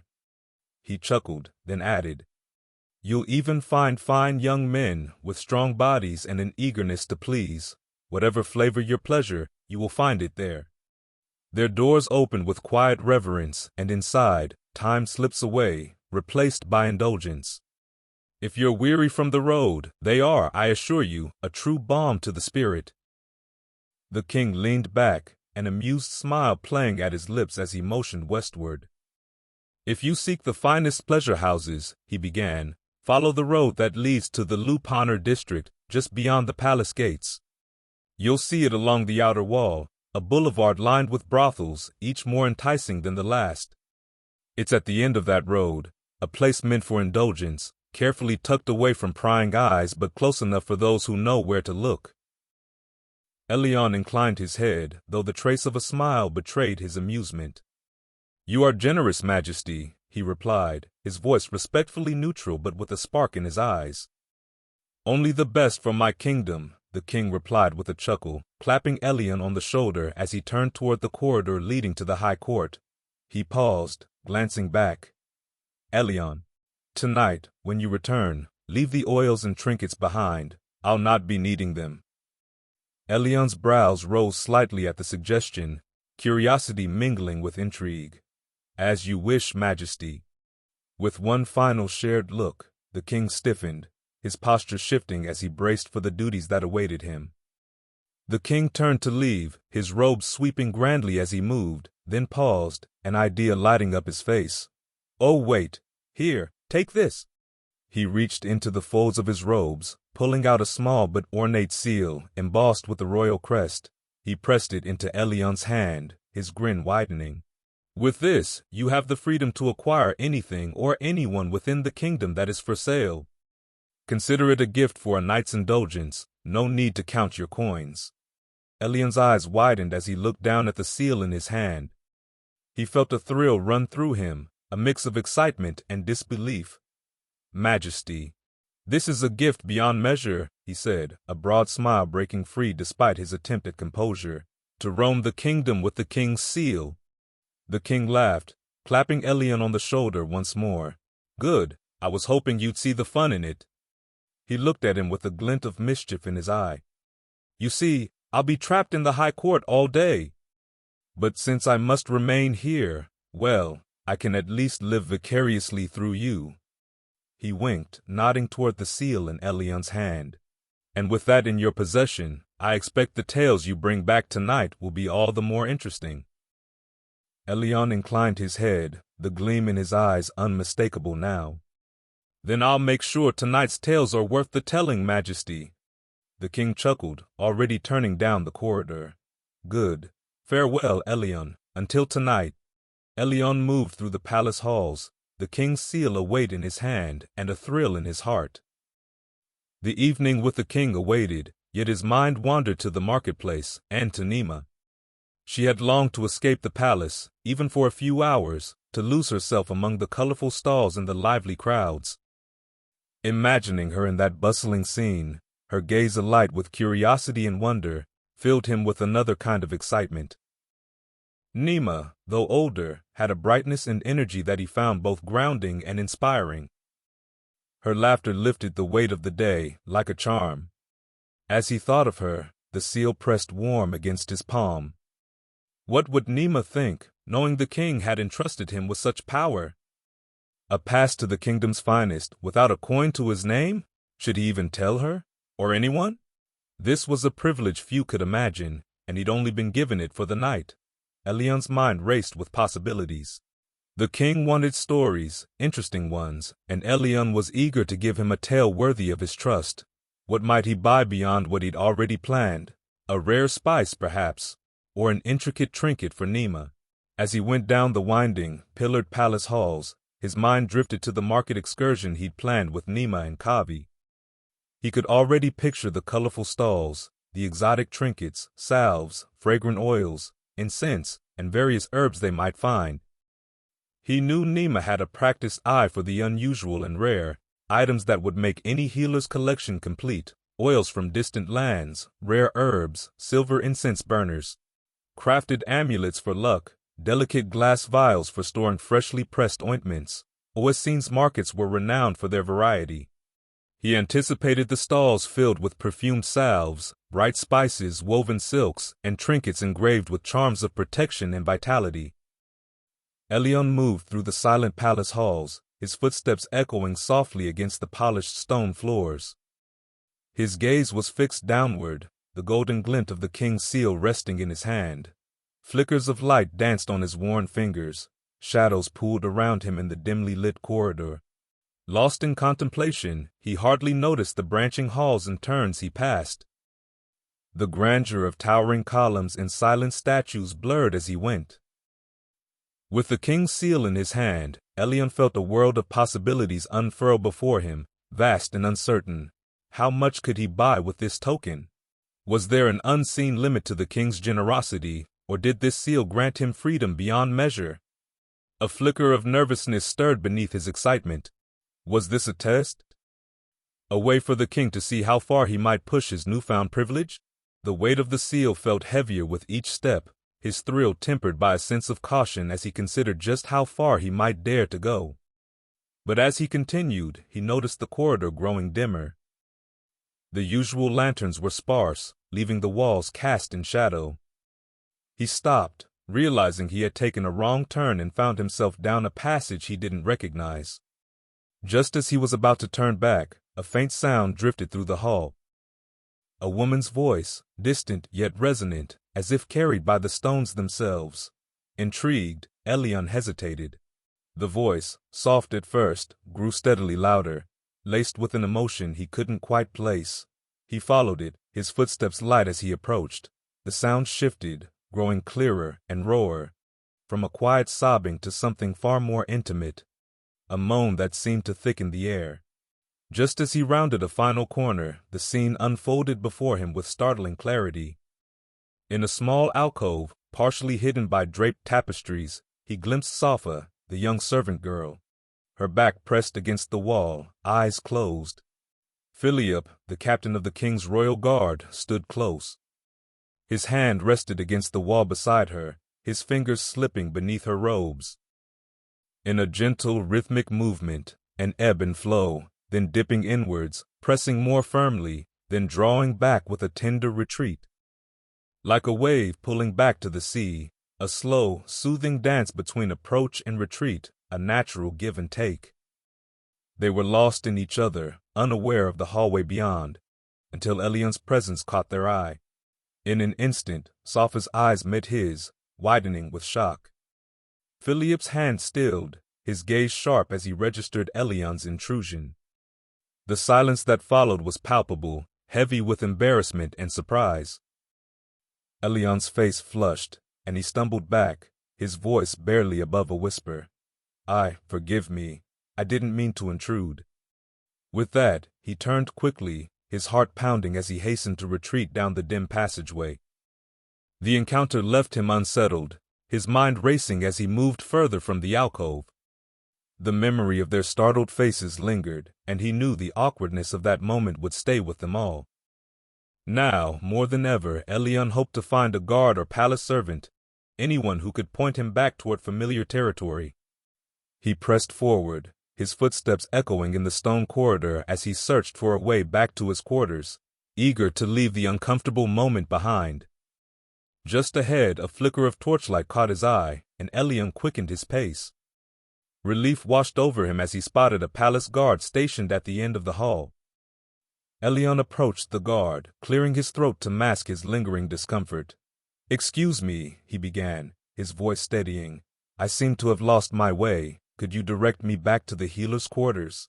The guard looked Elion over, a faint smirk tugging at the corner of his mouth as he nodded. "The palace can be a maze if you're not used to it," he said, adjusting the spear in his hand. "But you're not far, healer. Go back down the hall, take the first left, and then right at the tapestries with the silver thread." Keep straight after that, and you'll see the entrance to the healer's quarters. Elion gave a grateful nod, careful to keep his expression neutral despite the blush still warming his cheeks. Thank you, he replied quietly, hoping his voice sounded steadier than he felt. The guard tilted his head slightly, a curious glint in his eye. You're one of the king's chosen, aren't you? Not many get to walk these halls freely, especially with his seal. Elion offered a reserved smile as he carefully slipped the king's seal into a small leather pouch fastened to the waistband around his patched and worn tunic. It's only for tonight, he replied, deflecting with a modest nod. Well, make good use of it, the guard replied with a knowing smile. And if you have the time, these halls hold secrets worth uncovering, if you've the courage to seek them. A quick flash of the encounter Elion stumbled upon flickered through his mind, unbidden and brief. He thought to himself that he'd uncovered enough secrets within these twisting halls for one day. Elion nodded in gratitude, offering the guard a warm smile. Thank you again for your help and your advice, he said with a respectful dip of his head. The guard returned his smile, inclining his head in farewell. Any time. The palace can be a labyrinth, but with patience, you'll learn its ways. Elion nodded, his gaze lingering for a moment before he turned down the hall. His footsteps echoing softly as he made his way back toward the familiar path to the healer's quarters. In the dim glow of the healer's quarters, Nima worked meticulously over a small wooden table scattered with bundles of herbs and glass vials. Her hands moved deftly as she ground dried lavender and chamomile petals with a mortar and pestle, blending them into a fine powder. The fragrant scent wafted up, and she paused to inhale deeply, savoring the calming aroma. She found herself glancing at the entrance every now and then, wondering if Elion had finished his meeting with the king. Though she'd spent years within this kingdom, the king's interest in Elion filled her with a quiet worry and curiosity. Across the room, Kavi was tending to a few patients who had been brought in from a minor accident in the stables. His hands moved with a practiced rhythm as he cleaned a wound on a young stable boy's arm. His serene face set with a gentle expression, calming the boy's nerves as he carefully applied a healing balm. Kavi's presence was grounding, his touch so assured that he barely seemed aware of the noise around him, his focus entirely on the boy's comfort. Meanwhile, Zara sat on a low stool in the far corner of the room, deep in concentration. She was carefully sewing a tear in the hem of one of the healer's robes, her slender fingers moving expertly over the fabric. She had a skillful hand with a needle and thread, a talent she had learned as a child.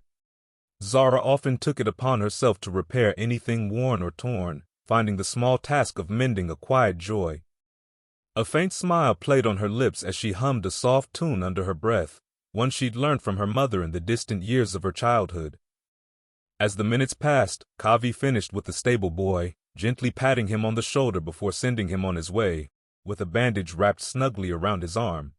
Nima glanced over at him, exchanging a small nod of approval before returning to her own task. The quiet rhythm of their work filled the room with a peacefulness, each of them immersed in the tasks at hand.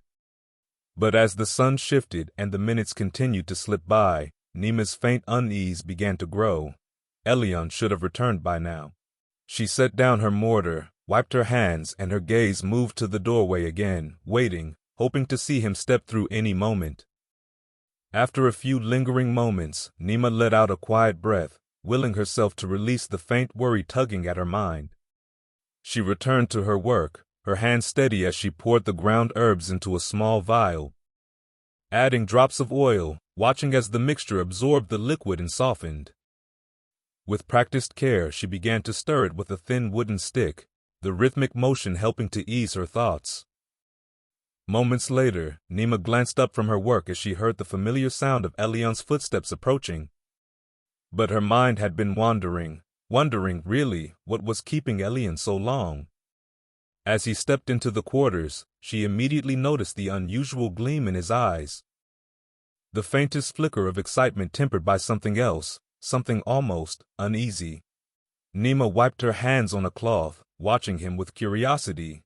"Back so soon?" Nima said playfully. Elion took a moment to steady himself as he stepped into the familiar warmth of the healer's quarters. Though a trace of concern shadowed her gaze as she noticed something in his expression, something guarded, Elion smiled, hoping to cover any lingering discomfort. "Not quite as soon as I'd like," he said with a small chuckle. "The palace is a maze. I must have taken every wrong turn on my way back here." Nima's eyes softened, and she tilted her head. "Ah, a wanderer in unfamiliar halls," she teased, though her tone held warmth. "At least you didn't wind up in the king's stables or the kitchens," she added with a smirk. "Though, knowing you, you might have charmed your way to a fine meal if you had." Elion laughed, grateful for her lightheartedness. "Maybe next time, then. But for now, I think I've had my fill of twists and turns for the day." Nima set down her work and looked at him with that gentle, intuitive gaze of hers. "So, how was your meeting with the king?" she asked, her tone curious but careful. "Oh, as expected," Elion replied, carefully keeping his voice steady. "He gave me a few kind words and some pointers on navigating the palace, but otherwise, mostly, I was lost." Nima raised an eyebrow, catching the way he deflected, but she didn't press further. "Well, I suppose even the grandest of palaces are just big collections of hallways in the end." Elion let out a small laugh, feeling a flicker of relief that she hadn't caught on. "I suppose so. But enough about palace corridors," he said, his voice lifting with a note of excitement. "Are we still set on going to the marketplace later? I can't wait to see what treasures we might find."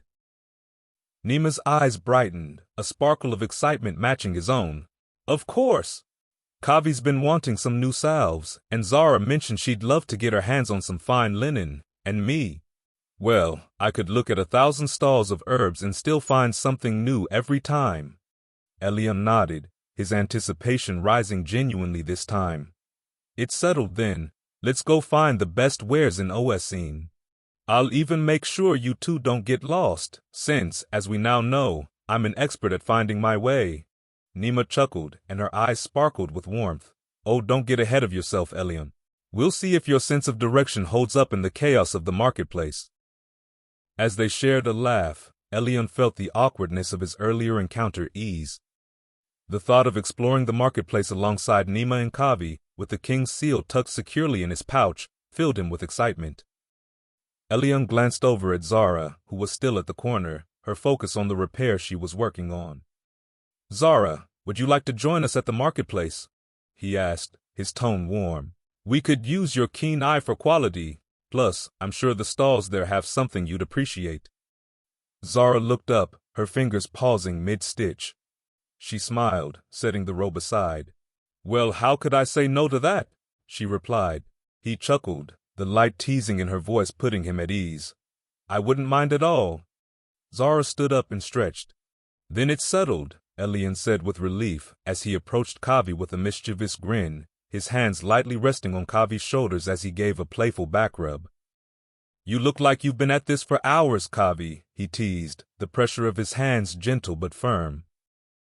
"Ready to leave the healing and join us in a little market adventure?" Kavi smiled calmly, relaxing under Elion's touch. He made a small move with one hand that seemed to invite the adventure of the day.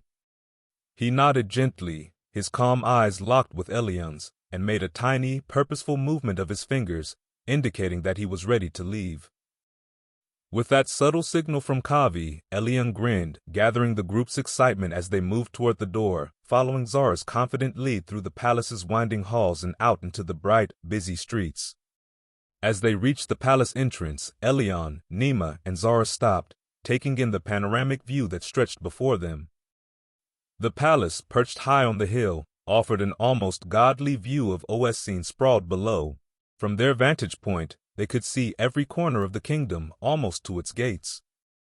The bustling marketplace stood out as a vivid tapestry of colors, alive with movement.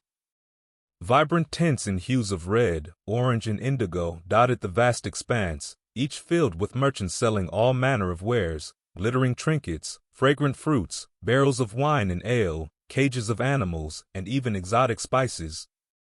Closer to the market center, clouds of hookah smoke lingered, carrying hints of sweet figs, cardamom, and mint.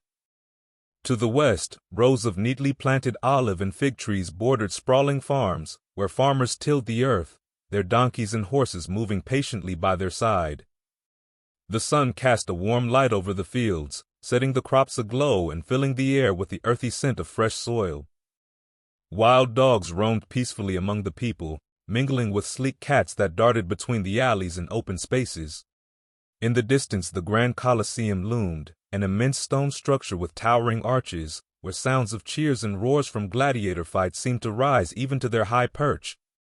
Beyond it, the bathhouses were visible with their tiled domes, and further still, the beast-fighting ring, stark against the lush backdrop of date palms and acacia trees that bordered the city. Nima shielded her eyes, scanning the scene. From up here, it feels like you could hold the whole kingdom in your hand. Zara nodded, a faint smile tugging at her lips. And look at the people, like tiny figures in a sand painting, so much life all in one place. Elion leaned forward, his gaze following the winding path that led down toward the bustling heart of the city. "It's beautiful, isn't it?" he murmured. "Let's go lose ourselves in it." They began descending the marbled roadway, their sandals clicking lightly against the polished stone as they left the palace grounds behind. The path was lined with slender cypress trees and flowering oleander, their pink blossoms gently perfuming the warm air. Birds flitted in the branches above, and for a moment, the world felt quiet and calm, the serenity of the hilltop retreating with each step. But as they turned a corner, Elion's gaze caught something dark and curling against the sky. Smoke, rising in thick coils above the treetops, its ashy gray stark against the clear blue. Nima stiffened, concern sharpening her features. "That's not from a hearth fire," she muttered, quickening her pace. Elion exchanged a glance with Zara, who frowned, her eyes narrowing as she assessed the source. "It's coming from the stables," she murmured, a note of worry in her voice. "King Ubgur's stables." The group hurried down the sloping road toward the stable yard, their expressions tense as the acrid smell of smoke filled the air. Just as they approached the entrance, a palace guard stepped forward, his face smeared with soot, eyes tired but alert. He straightened upon seeing them. "Is the fire out?" Elion asked, his voice laced with concern. The guard nodded, wiping a hand across his brow. "Yes, mostly. We've been dousing it since it started." He hesitated, glancing back at the smoking remnants of the stable. "But we lost quite a few of the king's horses, fine animals. It's a damn shame. The stable hands are devastated." Nima's face fell, sorrow flickering in her eyes. "That's terrible. Do you know how it happened?" The guard's gaze shifted uneasily. "Well, they say it was an accident, but between us," he leaned in, his voice low, "a few of the men believe it was no accident at all. I'm not usually one to go chasing rumors, but the way the fire spread and where it started, it's suspicious, like someone said it deliberately." Zara's brow furrowed, her eyes dark with concern. "Who would do such a thing?" The guard shook his head, looking weary. "I couldn't say. But there's tension in the kingdom, more than there's been in years. Some think it's a warning of sorts. I wouldn't know." He cleared his throat, straightening as if uncomfortable with what he'd shared. "But I've got to return to my post, if you'll excuse me." "Thank you for letting us know," Elion replied, a somber note in his voice. The guard gave a brief nod, then turned and strode back toward the stables, his posture stiff with resolve. Elion, Nima, Kavi, and Zara exchanged uneasy glances before continuing down the path. As they walked, the distant cries and smoke lingered in their minds, casting a shadow over what had been an otherwise peaceful morning. As they passed through the towering palace gates, the sounds of the city began to reach them. Distant shouts, market bells, the braying of camels, and the clatter of cartwheels over cobblestone. Outside the palace walls, life carried on as usual, though the faint scent of smoke lingered in the air. The group paused briefly, taking in the sights around them, when Nima turned to Elion. "While you were finding your way back from the king's halls," she said with a faint smile, "Kavi had a patient come in from the stables. A stable boy, burned on his arms and hands from the fire. The poor lad was in terrible shape, but strong enough to pull through." I think the other stable hands are still in shock. Elian's face softened, a pang of sympathy catching him. I hope he recovers, he murmured. Poor boy. I can't imagine facing that fire and the loss of those horses. Nima nodded, her expression thoughtful. Nor can I. The boy said he couldn't remember much, just the heat, the smoke, and the shouting. I suppose he's lucky to have made it out at all.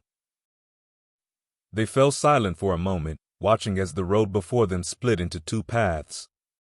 To the right, a broad avenue stretched toward the marketplace, where they could see vibrant tents swaying in the breeze, their colors vivid against the city's sandstone buildings.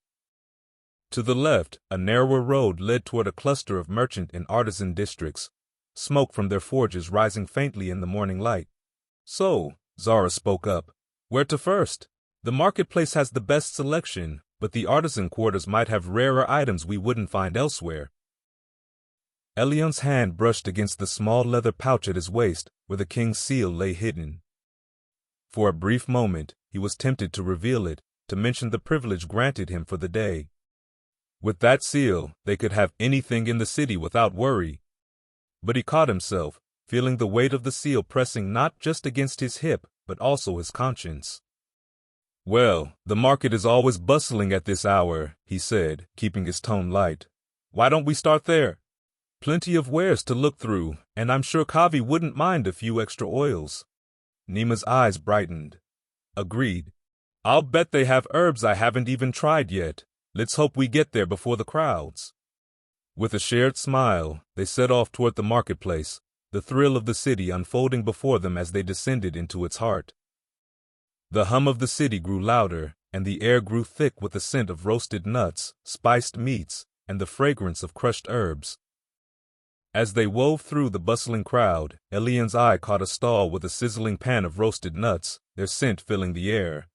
Who's up for some roasted nuts? He asked, grinning. Kavi nodded with a slight smile, and Nima's eyes lit up. Zara gave a quick nod as well. I'll go grab some for us, Elian said, waving them off with a playful hand. This one's on me, a little repayment for all the good company. As he turned toward the stall, Elian noticed an animal trainer nearby, coaxing a small troop of monkeys into an impressive display of acrobatics. The trainer, dressed in a patched tunic with a bright sash, had a leather pouch set on the ground for offerings. Elian pulled a single copper coin from his pouch, walked over, and dropped it in with a smile. Think you could give a show for my friends over there? He asked, gesturing toward Nima, Zara, and Kavi. The trainer nodded with enthusiasm, signaling to his monkeys to follow as they began to flip and tumble toward Elian's friends. Satisfied, Elian made his way to the nut seller, a tall, broad-shouldered man with a smudged apron, who glanced up from his work. The merchant eyed him with curiosity as Elian approached, giving a respectful nod. 3 orders of your finest roasted nuts, good sir, Elian said, holding out the king's seal with a careful smile. The seller's eyebrows rose, clearly taken aback. The king's seal, he murmured, glancing between Elian and the seal in disbelief. Quite the company you keep. Elian nodded lightly, his smile easy. The king's seal opens many doors, and it seems it can help us enjoy some roasted nuts as well. The merchant let out a soft chuckle and quickly filled 3 paper cones with roasted nuts, handing them over with a deep bow. For friends of the king, these are yours, with my best wishes, he said, his voice respectful. Elian inclined his head in gratitude. Thank you, friend. May your business thrive. Elian returned to the group, 3 cones of roasted nuts in hand, just as the animal trainer finished his latest trick. The performer had guided the monkeys into a lively routine. They leapt through small hoops, climbed onto each other's shoulders to form a playful tower, and then scurried down in perfect unison. The smallest monkey scampered up to the trainer's shoulder and tipped its little hat with a cheeky grin, drawing laughter and applause from the group. The trainer's movements were fluid and skillful, his commands almost silent, as if he and the animals were communicating with a language all their own. Here you go, Elian said, passing around the warm, fragrant nuts. I hope they're as good as they smell. Nima took a handful, her eyes lighting up as she popped one into her mouth. These are fantastic, so rich and warm. Almost as good as the ones back home. Zara nodded, crunching on a few. Delicious. I think I might be coming back for more. Kavi smiled as he savored the taste. As they all continued munching, the animal trainer led the monkeys through another lively routine, guiding them in tumbles and leaps with a flourish. The small animals scurried in circles, climbed onto the trainer's arms, and balanced delicately, their antics lighting up the trainer's face with pride. A crowd had gathered around, amused by the monkeys' acrobatic moves and playful antics, as they swung in time to an invisible rhythm. Each hop and somersault added to the charm of the performance. As they continued watching, the animal trainer guided his final act with a flourish.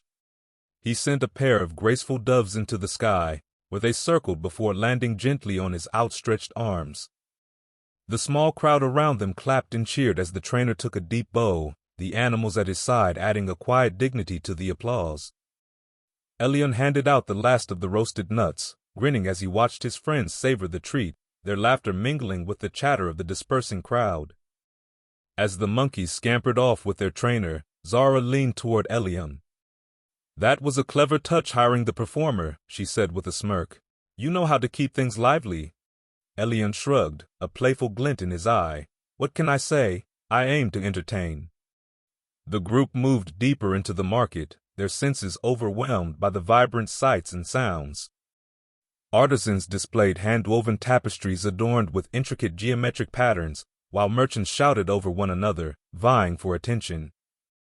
The air was alive with a sense of fresh bread, exotic spices, and a hint of something floral, likely coming from a nearby perfumer's stall. "Over here," Nima called, pausing at a stand overflowing with bundles of dried herbs and vials of brightly colored oils. Her fingers danced over the selection, her eyes gleaming with excitement. "Look at these, Elion. Some of these herbs I've only read about." He stepped closer, examining a bundle of vivid green leaves tied with twine.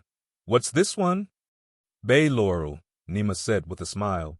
"Good for wounds and fevers, and it makes a wonderful broth." She turned to the vendor. "How much for this bundle?" The merchant, a wiry man with a braided beard, eyed the group appraisingly. "For you, healer, 10 copper coins." Zara leaned over, whispering to Nima, "Let me handle this." Straightening up, she fixed the merchant with a knowing look. 10 coppers for bay laurel, that's practically highway robbery. Surely you can do better for such a skilled healer." The merchant chuckled, holding up his hands. "For you, fine lady, I'll make it 8, but that's as low as I can go." 7, Zara countered, her tone firm, "and I'll promise to send others your way." The merchant hesitated, then nodded. 7 it is, a fair bargain. He handed over the bundle, and Nima passed him the coins with a grateful smile. As they moved on, Elion gave Zara an impressed look. "Remind me never to haggle with you." Zara grinned. "Oh, I don't haggle, I negotiate." The group continued their exploration, their hands slowly filling with small treasures, spices, cloth, and even a small carved figurine Kavi had admired. With the king's seal in hand, he knew it would grant him the freedom to purchase gifts for each member of their group, tokens of appreciation for the shared bond they had formed. He would have to find a way to separate himself from the group, and to do this, the thought of parting from them, even briefly, stirred a mixture of reluctance and excitement within him. He had never been one to give gifts lightly, but the thought of showing his gratitude to Nima, Zara, Kavi, and the others filled him with a deep sense of affection. As a young man who had known only struggle, the simple act of giving felt like a bridge between him and those who had become like his family in this foreign palace.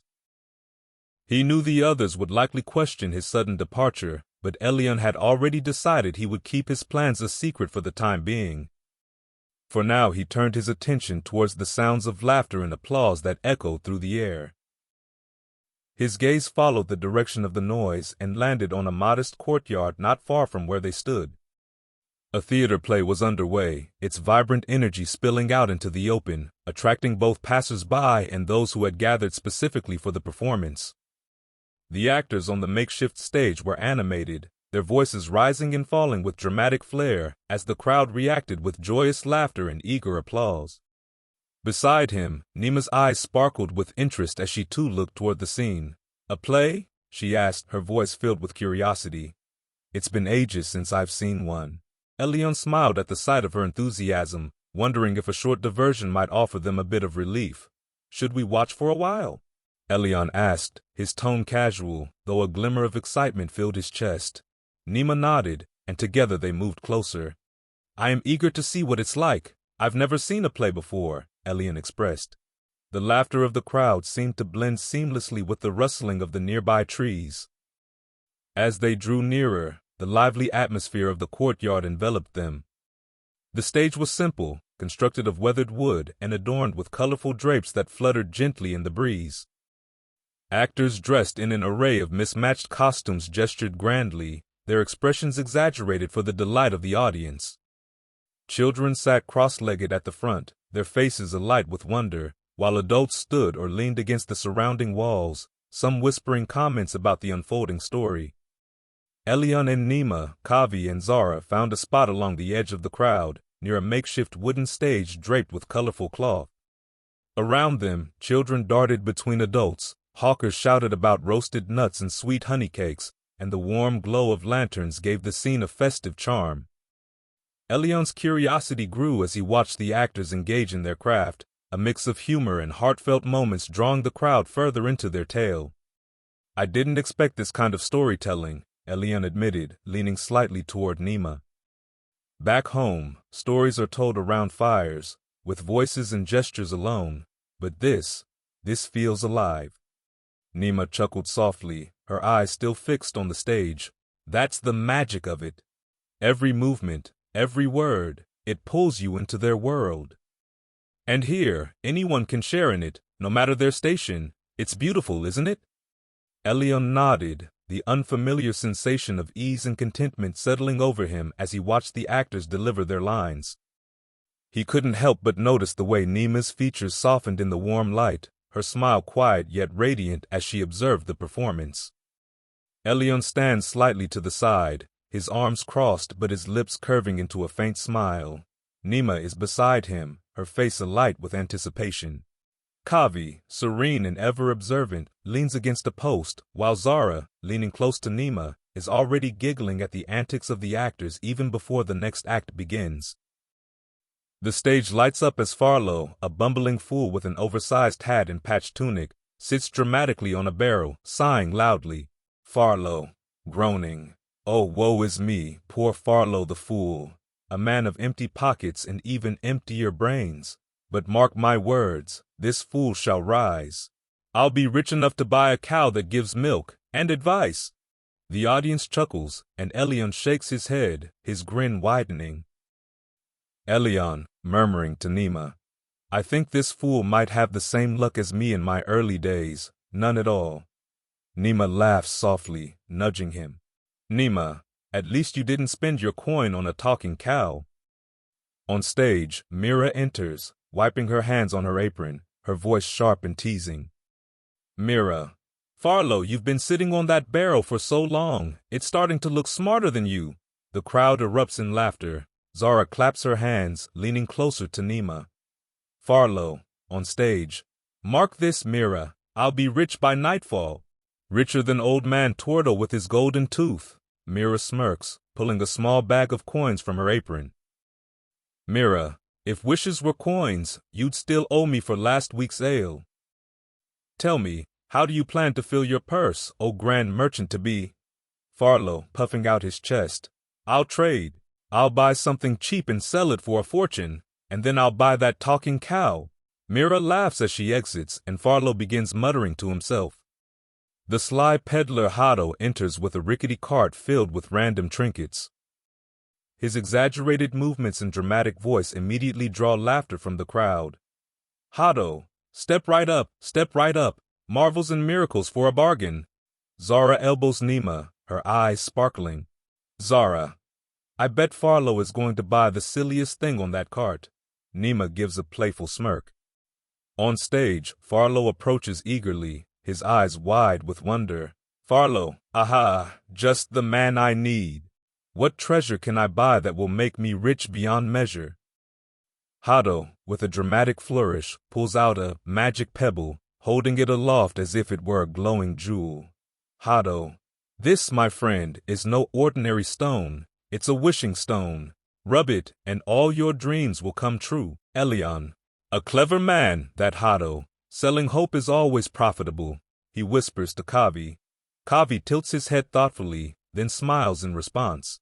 The villagers on stage gather, whispering and pointing as Farlow's eyes grow impossibly wide. Farlow, all my dreams? Even the one where I have a golden goose that lays bread? The audience laughs uproariously, including Zara, who nearly doubles over. Hado, especially that one. Farlow eagerly hands over every coin he has, clutching the pebble as if it were the most precious thing in the world. The stage explodes into chaos as Farlow's wishes continue to spiral into comedic disasters. Holding the magic pebble aloft, he shouts with exaggerated pomp. Farlow, dramatic, I wish for a feast, a banquet fit for kings. Instead of a banquet, a cacophony of honks erupts as a gaggle of geese storms the stage, chasing Farlow in frantic circles. The crowd howls with laughter, and Zara clutches Nima's arm, struggling to catch her breath. Zara, gasping, those geese have more sense than Farlow does. Nima laughs, but her attention shifts briefly to Elion. Despite his genuine laughter, his eyes dart across the square, scanning the crowd as though looking for something, or someone. Nima, softly to herself, where's your mind wandering, Elion? As the audience roars at Farlow's misfortunes, Elion clears his throat and steps back from the group, his expression suddenly sheepish. Elion, I need to step away, nature calls, the public latrine shouldn't be far. Before anyone can respond, Zara straightens, a mischievous grin spreading across her face. Zara, perfect timing, I was just about to say the same, I'll come with you. Elion freezes for a heartbeat before forcing a smile. Elion, sure, let's go. As they navigate through the bustling crowd, Elion leans closer to Zara, lowering his voice to a near whisper. Elion, actually, it's not just the latrine. I wanted to pick up something for Kavi and Nima, a gift. I'd like it to be something special, but I'm terrible at this. And, well, I assume you're not. Zara stops mid-step, her eyes sparkling with amusement. Zara teasing. I'm no better at buying gifts than Farlow back there is at making decisions. But sure, let's go. Elion, grinning despite himself. Okay, great. Now, will you help, or are you going to keep mocking until the geese catch up? Zara chuckles, giving him a playful nudge. Zara, oh, I can do both. They slip into a quieter side street lined with merchant stalls. Zara quickly becomes engrossed in inspecting wares, but Elion's eyes dart to the shadows around them, unease prickling at the back of his neck. Finally, at a jeweler's stall, Zara picks up an intricately carved lotus pendant. Zara, admiring. This is perfect for Kavi. He's steady, like water. The lotus suits him. Elion hesitates, glancing at the vendor's price list. With this I can pay. Anything they have is within reach. He reaches into his tunic, pulling out a small, polished object that gleams under the lantern light, the king's seal. Zara, her playful demeanor vanishing, eyes wide as she pulls him aside. Are you out of your mind? That's the king's seal. If anyone recognizes it, or worse, connects it to you, we're all in trouble. Elion. Zara, I didn't steal it. The king gave me this. He wants me to return with stories to share later tonight when I meet with him. He trusts me, Zara. This seal means I can afford whatever I need, but I want to make it count. Zara stares at the seal, then back at Elion. Her voice drops to a whisper. Zara, the king gave you his seal? He trusts you? Elion, that's not just an honor. That's a target on your back. Elion, firmly. I know the risk, but he believes in me. If I can bring something worthy back, not just gifts, but a memory, maybe I'll prove I was the right choice. Zara sighs, shaking her head. Zara, fine. But if you're going to tell a story tonight to King Ubger, it better be a good one. Elion shows the seal. The vendor immediately straightens and bows deeply. Vendor, eagerly. Anything you desire, my lord. Consider it done. Zara steps aside, watching as the lotus pendant is carefully wrapped. Her gaze shifts to another stall brimming with silks and vibrant fabrics. Among them, a delicate headscarf catches her eye, a cascade of fine silk embroidered with golden threads that shimmer under the lantern light. Zara, calling to Elion, who is examining some rare ointments. Forget the ointment, look at this, for Nima. She lifts the headscarf, its golden accents dancing as the fabric moves. Zara, she'd look stunning in this, wouldn't she? It's elegant and bold, just like her. Elion steps closer, running his fingers over the soft silk.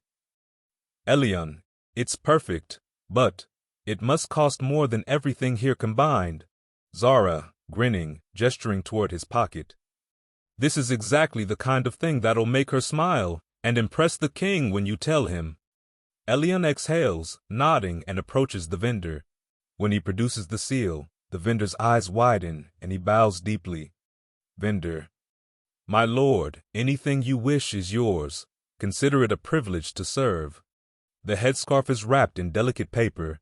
Zara, watching with satisfaction, pats Elion's shoulder. Zara, smirking. You've got a knack for this after all. As they walk back toward the square, Zara's mind sparks with an idea. Zara, excitedly. The king wants a story, right? Then let's give him one. What if we join the performers before the final act? Elion, startled, staring at Zara. You mean, on stage? Zara, grinning. Why not? Nima can dance. Kavi can charm the crowd just by being himself. You'll deliver a clever line or two, and I'll steal the show, obviously. Elion chuckles, shaking his head. Elion, if it goes badly, we're blaming you. Zara, laughing. Fair enough. Back at the square, Farlow, the fool, and Mira, his long-suffering companion, are at the height of their act. Farlow gestures wildly at Mira as if the fate of the kingdom depends on his next poorly chosen word. Then he stops mid-rant, his sharp eyes scanning the crowd. He spots Zara, her red scarf catching the light just right, and grins like a fox catching sight of a chicken. Farlow, bellowing, pointing a finger directly at her. Ah, a muse. Come, muse, don't be shy, join us. A beauty such as yours could save even my miserable act. The crowd laughs, heads turning toward Zara. She tilts her head, pretending to consider, her lips curling into a sly smile. Zara, what do you think, Nima? Nima's laugh bubbles up, golden and infectious, but before she can reply, Zara grabs her hand and starts pulling her toward the stage. Zara, loud enough for everyone to hear. Come, Nima, let's make some memories, and a story for Elion to tell King Ubger. The crowd erupts in cheers as the two climb the rickety steps. Nima, flushed and laughing, tries to protest, but Zara is already waving to the audience like she was born for the spotlight. Elion stays rooted where he is, arms folded, watching with a half-smile he's trying hard to hide. Then Zara turns, standing at the edge of the stage with one hand on her hip, and calls out to him. Zara, and you, Elion, don't just stand there brooding, come on, the king will want to hear about this. Elion shakes his head, raising a hand to wave her off. Elion, not a chance. Zara, calling back, undeterred. Oh, don't be dull. Kavi, help me out here. Kavi, who has been quietly observing from the sidelines, walks over without a word. He places a steady hand on Elion's shoulder and gives him a calm, expectant look, the kind of look that makes refusal seem impossible. With a resigned sigh, Elion mutters under his breath and follows Kavi toward the stage. The crowd cheers louder as he climbs up. The moment Elion sets foot on the platform, Farlow throws himself at Zara, clutching his chest dramatically. Farlow declaring, Ah, my muse, what have I done to deserve such beauty in my midst? Zara shoves him playfully, her expression one of exaggerated disdain. Zara, keep your hands to yourself, Farlow. The crowd howls with laughter. Kavi stays near the edge of the stage, his presence grounding the chaos. Elion stands stiffly in the center, trying not to be noticed. That doesn't last long. Zara nudges him hard in the ribs. Zara, hissing, her eyes gleaming. Say something. Elion turned his head slowly, his face deadpan. The crowd erupted into laughter, and Zara, despite herself, cracked up too, her laugh ringing out clear and bright. And just like that, the performance turned into the kind of delightful chaos that could only happen by accident. Zara became the star, playing the bold role with exaggerated flair, tossing out quips that made no sense but had the crowd eating out of her hand. Farlow, ever the ham, fluttered and flailed around her like a lovesick bird. But then, Nima stepped forward, holding a roll of golden silk she'd picked up from the props. She spun it through the air, her movements fluid and hypnotic, like she was weaving sunlight into the night.